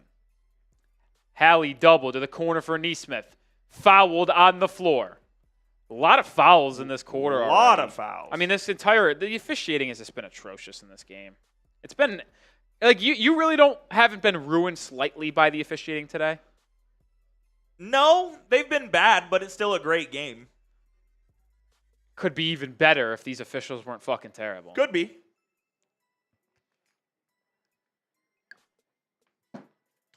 And Caruso takes a seat. SGA right back in, Coop. Had to. Nembhard having a hard time getting it in, throws it cross court. Good catch on the base or on the sideline there by Myles Turner. Now dumps it to Nembhard, 8 on the shot clock. High screen here. Nembhard drives on J-Dub, gives a bump, Euro step, throws up a prayer, no good. Myles Turner with the rebound, foul again. I mean, this is just foul. The Pacers are in the bonus with 6 minutes to go, and half of them had been rebounding fouls.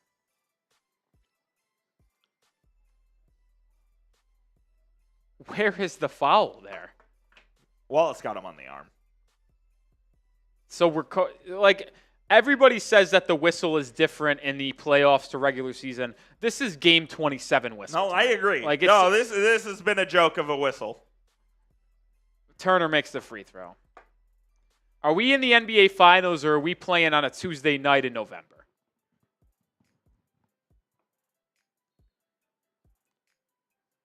Holmgren's going to sub back in here. Ankle must be feeling good enough. It looks all right. Cason Wallace going to sub out, so they're going to go double big here for a second. I know it seems like Giannis is going to stay put, Coop. If I was OKC and this series stays true to where it looks like it's heading, I would call him up and say, hey, we know he hasn't asked out. What do we need to give you for Giannis? Just don't give a shit. Whatever you want besides SGA? Literally. Myles Turner gets the friendly roll and makes the second free throw, so Pacers go back in front by 4. I mean, yeah, that's a foul. I mean, based off the ticky-tack fouls they've called on the rebounding game, that's got to be a foul there. Just stupid one picked up by Myles Turner 90 feet from the basket. Carlisle's face. He cracks me up, dude. They need SGA to become the MVP in these final 6 minutes. 4 fouls now on Myles Turner. What are the officials discussing here?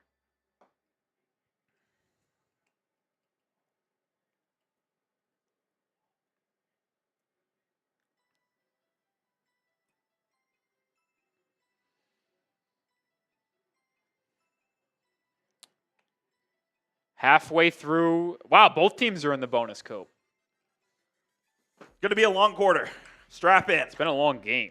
It has been. SGA driving on Nembhard, drops off to Hartenstein, stripped, gets it back, lays it up and in. Good job there by SGA to get 2 feet in the paint. Oh, so good. And everything you need from your guard. 95-93. Nembhard's been huge in this fourth quarter early. Drive, kick, Nesmith in the corner. Swung around the perimeter, and they'll reset with 8 on the clock. Haliburton driving, flips up a layup, no good. Rebounded by OKC. Chance to tie or take the lead depending on shot. 5 and a change to go. We've yet to have a stoppage and a TV timeout in this quarter. Williams to the rack. Oh, slithers inside to the right hand. Jalen Williams with an unbelievable 28-point performance so far. We're tied up. Haliburton, screen, Myles Turner, driving to the rim, puts up a layup. Good off glass. Haliburton has been much more aggressive in this fourth quarter, which should make Pacers supporters very, very happy. He's made some tough shots, too. 14 points in the game to go alongside 7 assists. Indiana back up 2, under 5 to go. Jalen Williams to the free throw line, pull-up jumper, short, rebound, gathered by OKC offensively. SGA drives, gets inside, layup, good, tied once again. Wow, this has been high-level basketball in the fourth quarter so far. What a game! Coop predicted overtime. Are we going to get it? SGA with 22 in the game. Still no assists. Haliburton isolated on Chet. Knows he's got that bad ankle. Goes right at him. And gets the foul call. And will be going to the line for 2. Got to have a timeout here, no? I don't think we've had one in the game. Yeah, we had one earlier. Oh, we did? Yeah, Indiana took one. Oh, yeah, you're right. How is Chet getting bumped that much off a spot by Haliburton? That's embarrassing. Weak ankle, man. It just goes to the point of my concerns on him, man. If you're getting bumped off your spot like that much defensively by Haliburton, that's just tough, man. Tyrese Haliburton got to the free throw line for the first time in the series earlier today. Makes this one, so he's 2 of 2 at the line in the game and the series. Not often do you see a player, let alone the highest usage player on a team, not get to the line in 3 games in a row. This is his first free throws? No, he had one earlier, but he didn't have a free throw in games 1, 2, or 3. Wow. Haliburton makes the first, 98-97. What are we doing? Right now, it's Holmgren, Jalen Williams. Why are we having a stop? What do we got here, Scott? I mean, this is an absolute clown show on national television for everyone to see on a Friday night. It's a clown show. It's a joke. Adam Silver should be embarrassed with this. They started the clock. That's what happened. Still. Embarrassing. Holmgren, J. Will, SGA, Caruso, and Dort for OKC. Top in Nembhard, Nesmith, Siakam, Turner for the Pacers. Both free throws made, 99-97. SGA tries to split a double. Turnover. I thought that was going to be a foul. No call. Indiana has it up 2 with 4 to go. Nembhard, right wing, gets it back to Haliburton. SGA defending. Haliburton sizing him up. Step back 3. Blocked by SGA. Rebound Nesmith. Fouled. He'll go to the line for 2. That one was a foul, but I mean, just the amount of fouls called in this game is just. I mean, this game's going to take 3 hours. It's really been unenjoyable. It really has been. Good on-ball defense that time by SGA. It's been a topic of discussion. Yeah, I mean, it is a foul on Luguentz Dort. He hooked him, absolutely. It's just the principle of how many fouls have been called. Under 4 to go in this game 4. Pacers looking to go up 3-1 and take a commanding lead. Thunder looking to even up the series before heading back to Monday's game 5. Timeout OKC after Nesmith made the first free throw, 100-97. Who you got? Get it in the live chat. It's also an updated live poll. Let us know. OKC for the Thunder, IND for the Pacers. We've got 2,000 people in the building. Hit that thumbs up icon if you haven't already, and let us know who you got down in the comments.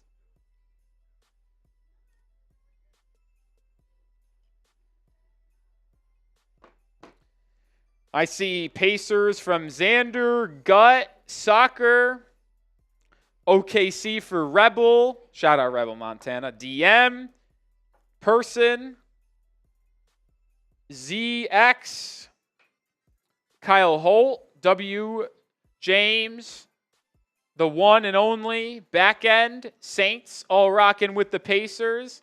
69%, nice, of our live poll is rocking with Indiana.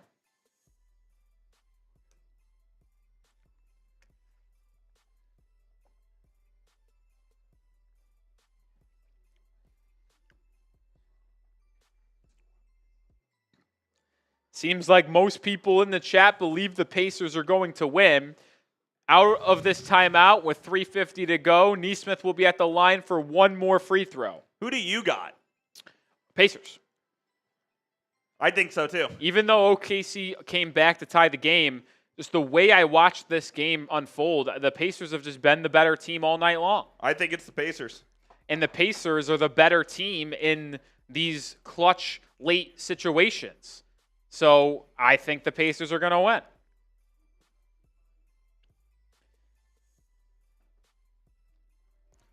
Nonetheless, quite a game on our hands.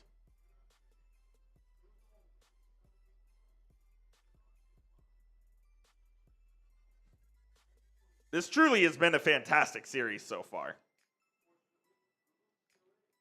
And if Indiana takes a 3-1 lead, I mean, there's only been one game that has objectively not been close. And even then, it wasn't that much of a blowout. It was like hovering around 11 to 18 points for the most part. Yeah.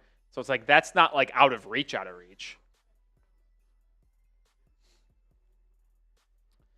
2,100 people watching. If you have not already, hit that sub button. Here at Chat Sports, we go live for big events like the finals. We'll be live on Monday for Game 5. Be live for the draft in the NBA on the 25th and 26th. Live for free agency starting on the 30th.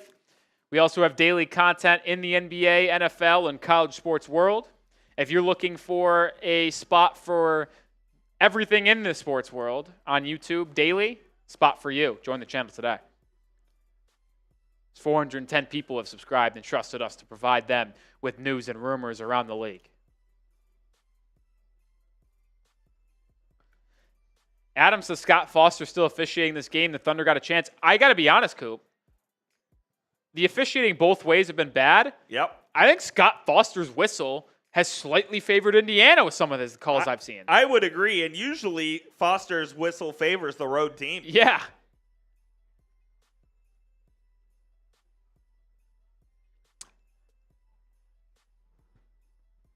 Is SGA just going to go God mode? I don't know, man. I mean, SGA having 0 assists is crazy. He had no games the entire season without an assist. And he has no assists with under 4 minutes to go in this ball game. I'm cooked if Nesmith doesn't get a 3. And you need one more attempt, right? One more attempt and 2 more assists from Hallie. Yeah, Hallie's going to sell. I can't believe it. He had 5 in the first half. He's only had 2 in the second half. Nesmith makes this free throw, so he made both on that attempt. 4-point lead. Usually the first team that gets to 100 wins these games. Indiana won that battle. OKC is 2 of 16 from 3 in this game. That is just unfathomable. Jalen Williams has it. 10 on the shot clock. Dumps it to SGA. Faces up at the free throw line. Fouled. Going up by Nesmith. Got Nesmith reaching in the cookie jar there. That's the 5th foul of the game on Aaron Nesmith. Oh, no. SGA going to the line. Has not been there often today. Yep, his hand's there.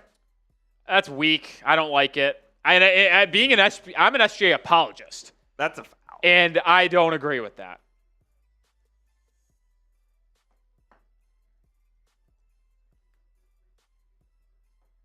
.330 to go. SGA to bring OKC within 2. 23 points in the game. Make it 24.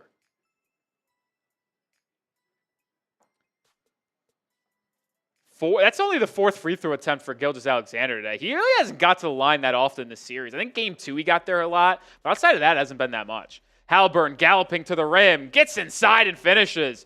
He's been ultra aggressive in this 4th quarter. He's been able to get to the rim more than I've ever seen him in my life. Yep, he is getting to the rim at will. 8 points in the 4th quarter for Haliburton, stating his case for Finals MVP if the Pacers could get the series victory. SGA doubled over to Jalen Williams. Back to SGA. Catch and shoot right wing 3. Big triple for Gilgeous-Alexander. 3rd of the game for the Thunder as a team. 1 point differential with under 3 to go. That's a big time shot right there, man. Huge shot. Nembhard gets a screen from Nesmith. Drives on Caruso. Gets a step. High arcing layup. No good. A lot of contact. Rebound OKC. Chance to retake the lead. They haven't had it in this 4th quarter. Nesmith defending. SGA feeling it. Drives baseline. Step back. 15-foot baseline shot. Good! 1 point lead. OKC. First lead since it was 55-53 in the first half. They were down by 10 at one point in the second half. But 7 straight for the MVP gives them the 1 point lead. You knew he was going to show up, man. Wow. You knew he was going to show up. We're in for a treat of a final 220, Let's go, Coop. baby. This is why you play the game. This is why we play the game. Hit that sub button. Hit that sub button indeed. Wow, what a game. Unreal. 2:21 remaining. Coop, you said before the game that you think it's going to go to OT. Do you still think it's going to go to OT? I have to stick to my guns now. Yeah. Coop thought we're going to OT. Hell, we might. This game deserves OT. I don't disagree. This game absolutely deserves OT. I do not disagree. Kyle Holt says no OT, please. I mean, if you're a fan of either team, you do not want to go Correct. OT. As an objective viewer of the game, overtime is always fun, especially when the final. Isn't the Stanley Cup? It's tied 2-2, correct? Yeah, 2-2. 3 of the 4 games have gone to OT. That would be correct. Yeah. 1, 2, and 4. Yeah, because the game 3 was a blowout. Correct. Right? Yeah. I didn't know you were locked in like that. I haven't really watched. I just know what's going on. Fair enough. I did watch the end of 1 or 2 of the games. I forget which ones it was. I think it was game 1 and the most recent one. Siakam has it, top of the key with 2:10 to go. Nesmith over to Myles Turner, who just checked back in. Oh my, a turnover. Lu Dort has it. Lu Dort goes up on Turner, fouled. Good foul by Myles. And Lu Dort's going to the line. That is a good foul by Myles Turner, but just in the worst spot possible, could not turn the ball over there. It was not forced by OKC. It was just an errant pass. I mean, Lu Dort maybe bumped Haliburton there for the handoff at the mesh point. Feel like I'm talking NFL football now. No, but he did. But that bump by Dort on Haliburton threw it off, and that's how the ball got loose. You can't call that a foul, though. No. I don't think the bump was even foul-worthy, to be honest. Dort misses the first. So foul by Myles Turner looks even better here. Dort is not a good free throw No, shooter. he's not. I think he shoots around low 70s? Yeah, like 72, I believe. Sub, man. Subscribe for an Unreal game. Dort makes the second. 2-point Thunder lead. 2 minutes to go in Game 4 exactly. Each team has shot basically 30 free throws. OKC 28-32. Indiana 24-29. Haliburton guarded by SGA. Top of the key. Myles Turner comes and sets a screen. Chet switches on. Haliburton thought about a step back. Now launches one. Air ball. Out of bounds. Ball goes back to OKC. That ball was not tipped by Holmgren, but his length certainly impacted the way Haliburton released that shot.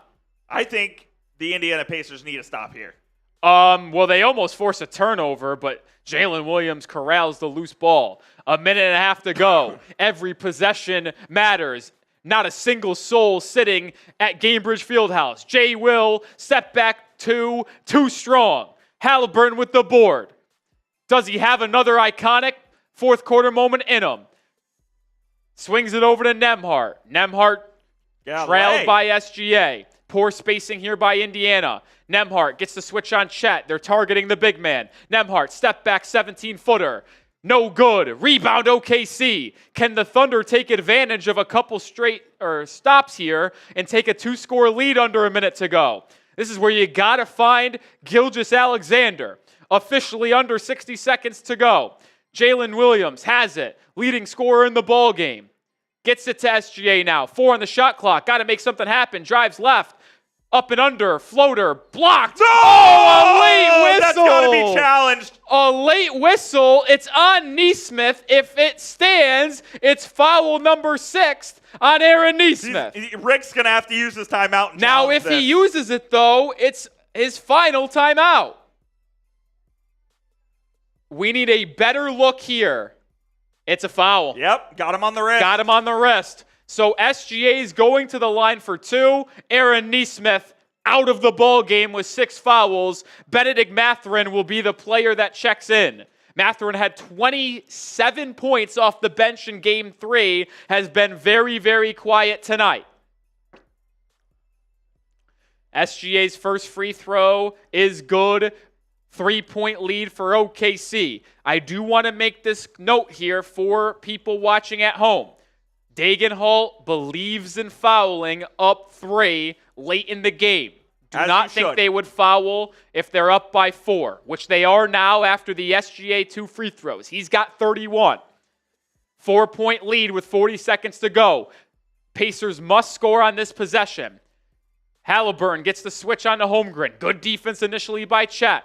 Haliburton can't find any space. Now drives inside. Kicks it back out to Turner. Pump fakes. Relocates. 3. Doesn't make it. Comes up short. Ball loose. Rebounding foul on OKC. Wow. 2 free throws coming for the Pacers.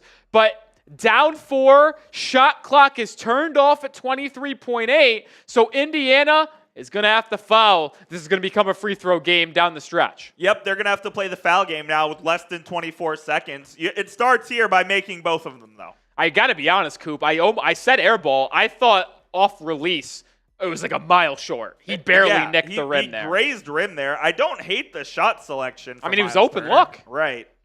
Mathurin has basically been ice cold, has not played in the second half, and it was shown there. Missed the first free throw, went long. You just can't be missing free throws like that in the NBA Finals. And you wonder, though, like he basically has not played in this game. No, he hasn't.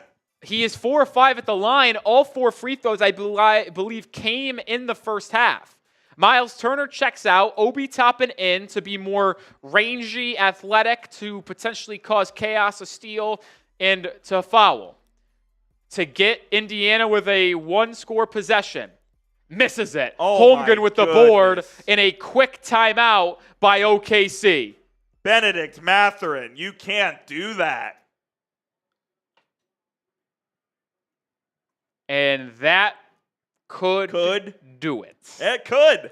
I mean, realistically here, Coop, with 23.8 seconds to go, down 4, if they're able to just make if they make their free throws, the game's over. Absolutely. I mean, now it's hard to say that with these Pacers, man.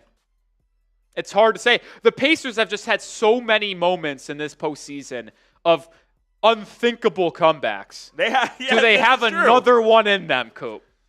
Do they have another one in them? Down 4, it's not over. You need, if you foul them and they go up 6, you get a quick 3. You foul them again, they miss both, and you get a 3 and the game's tied. I know it's super improbable, but we've seen this Indiana Pacers team do just that. The improbable. This is a lot, man. So I think the ball, since Mark Daigneault called the timeout, this ball can be advanced into the front court here. Even off of a rebound? Off the rebound, if you don't move the ball, it can be advanced. Yeah, and they called it instantaneously. You know, SGA had a very questionable performance in the first half. Inefficient. Still has 0 assists in this game, which is hard to fathom. But his fourth quarter performance has been truly sensational. I think he had 8-8-4, so he had 20 points going into the final frame. He's got 11 here in the fourth quarter, 31 in total, but he has just had big shot after big shot every time OKC needed one here in this fourth to this point. They're going to run a little stack play here. They're going to do everything in their power to get it to their best free throw shooter, SGA. I'm actually surprised Lu Dort's on the floor here. I get it just in case of chaos for the defensive end, but he is just such a poor free throw shooter. I don't know if I would have had him in. Oh, yeah, off the ball foul. That's going to be 1 in the ball. Benedict Mathurin, what a mistake. That's 1 in the ball, right? I believe you are correct. Benedict Mathurin called for grabbing an OKC player before the ball was inbounded. That means it's 1 free throw and ball for OKC. That is just a mistake that you cannot make. Can't make it, man. And now if they do make all their free throws, the game is So over. Mathurin comes in for Nesmith, who fouls out, immediately misses 2 free throws, and then commits an away from the play foul. What is he doing, man? He's holding him the whole time. And it's the right call. He just grabbed his wrist for dear life. 5-point OKC lead, 108-103. 2 free throws ends this ball game. It's a 9-0 run for the Thunder over the last 3 minutes. The Pacers have gone scoreless in the final 3.5 minutes of this game. That is very much what they have done to their opponents all playoffs long.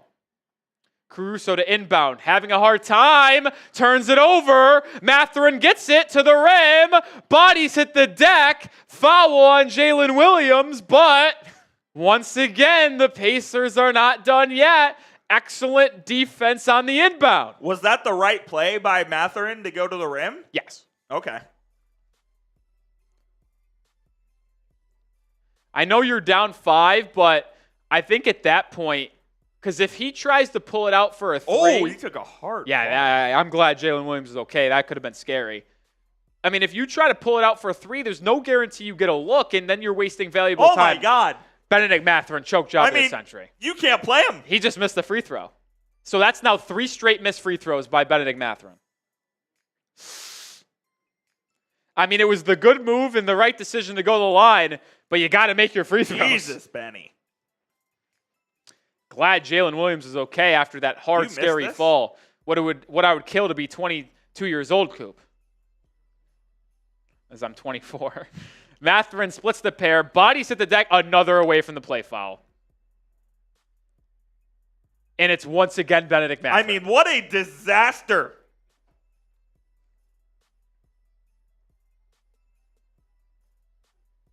What is he doing?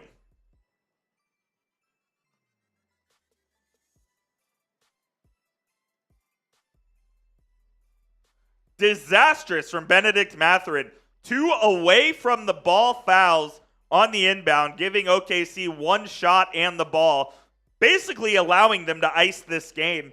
I literally just tweeted this out, Coop. I have never seen such a disaster class down the stretch as what I just witnessed from Benedict Mathurin. Unbelievable. So the Pacers back down by 5, so you wasted about 4 or 5 seconds and the score remains the same, or the differential remains the same. Caruso inbounds it here to Jalen Williams. They trap him. He throws it away, but it's tipped out of bounds. It will stay with OKC. What are we doing? If I am the OKC Thunder coach, I am losing my mind. Shout out DM, by the way. You have a timeout. If you get trapped in the corner, just burn the effing timeout. They inbound it to SGA. Are the Pacers just giving up here? Are they?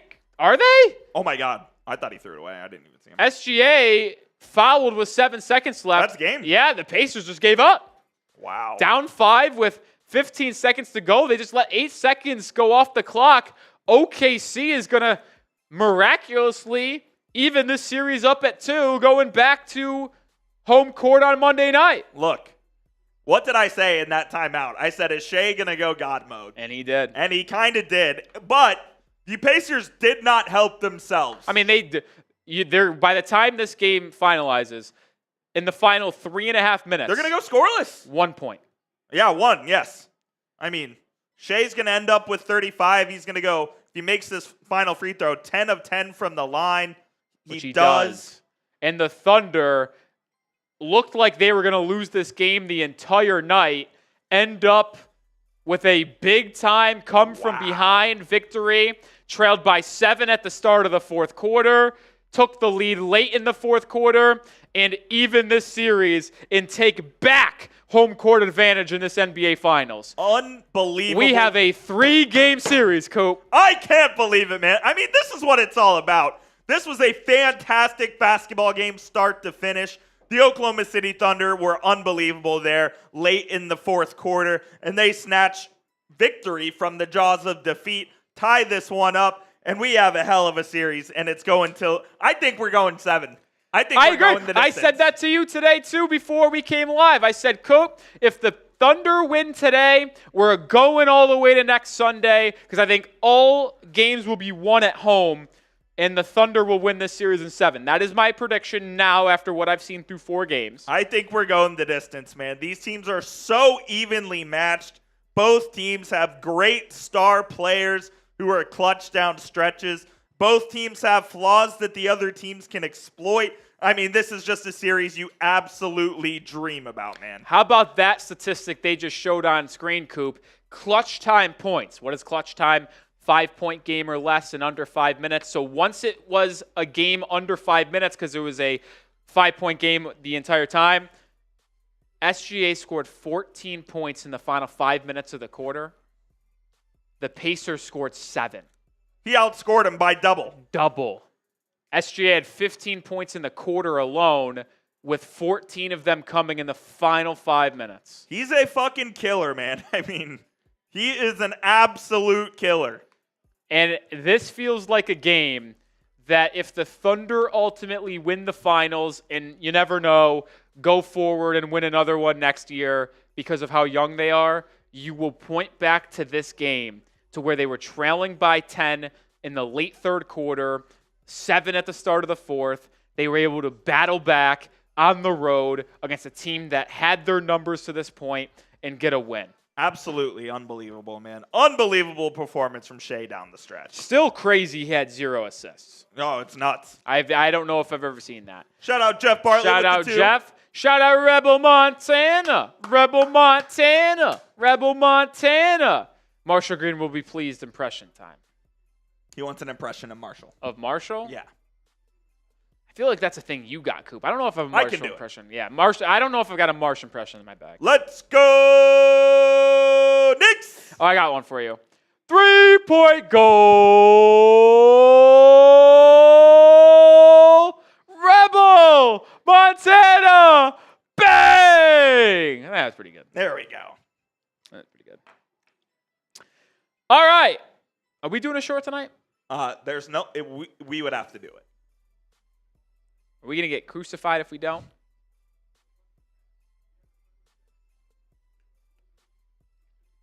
Up to you.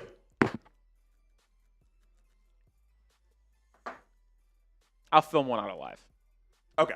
Quick, easy edit. Sounds good. Better than trying to highlight cut or scroll back for it.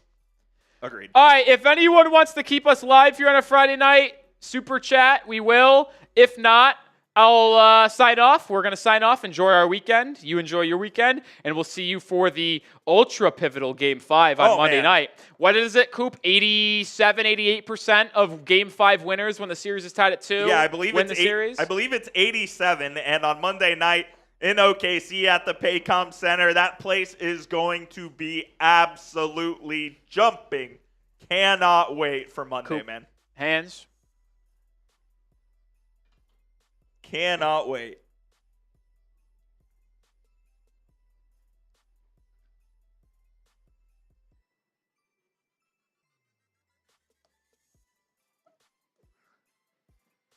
Both of the finals. I know we don't talk about the NHL, but both of these finals have been just absolutely magnificent. I don't want to hear another word about NBA ratings. Never. Oh, my God, never. The ratings might be down, but this series is much better than what we've seen over the last couple of years. Is this the best final series in a while since the Cavs Warriors 2016? Let's go quickly series by series. Shout out to Rebel Montana.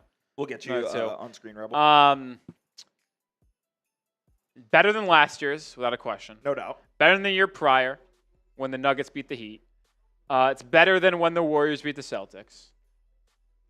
The Bucks-Suns series was pretty lit. It was. But I think overall this one has been better so far. That series was lit, though. Those games were so close. That was a good series. Those games were so Heat Lakers in the bubble. Heat Lakers. There was some – no, most of those games were blowouts, actually. Yeah. The 2 games the Heat won were really close, but every Lakers win was a blowout. Raptors-Warriors was so riddled with injuries, so I think it would be better than that. And then the Warriors, 2 KD Warriors series were joke. nothing. So, yeah, I would probably say it's the best one since 2016 Cavs Warriors. Yeah, no question about it.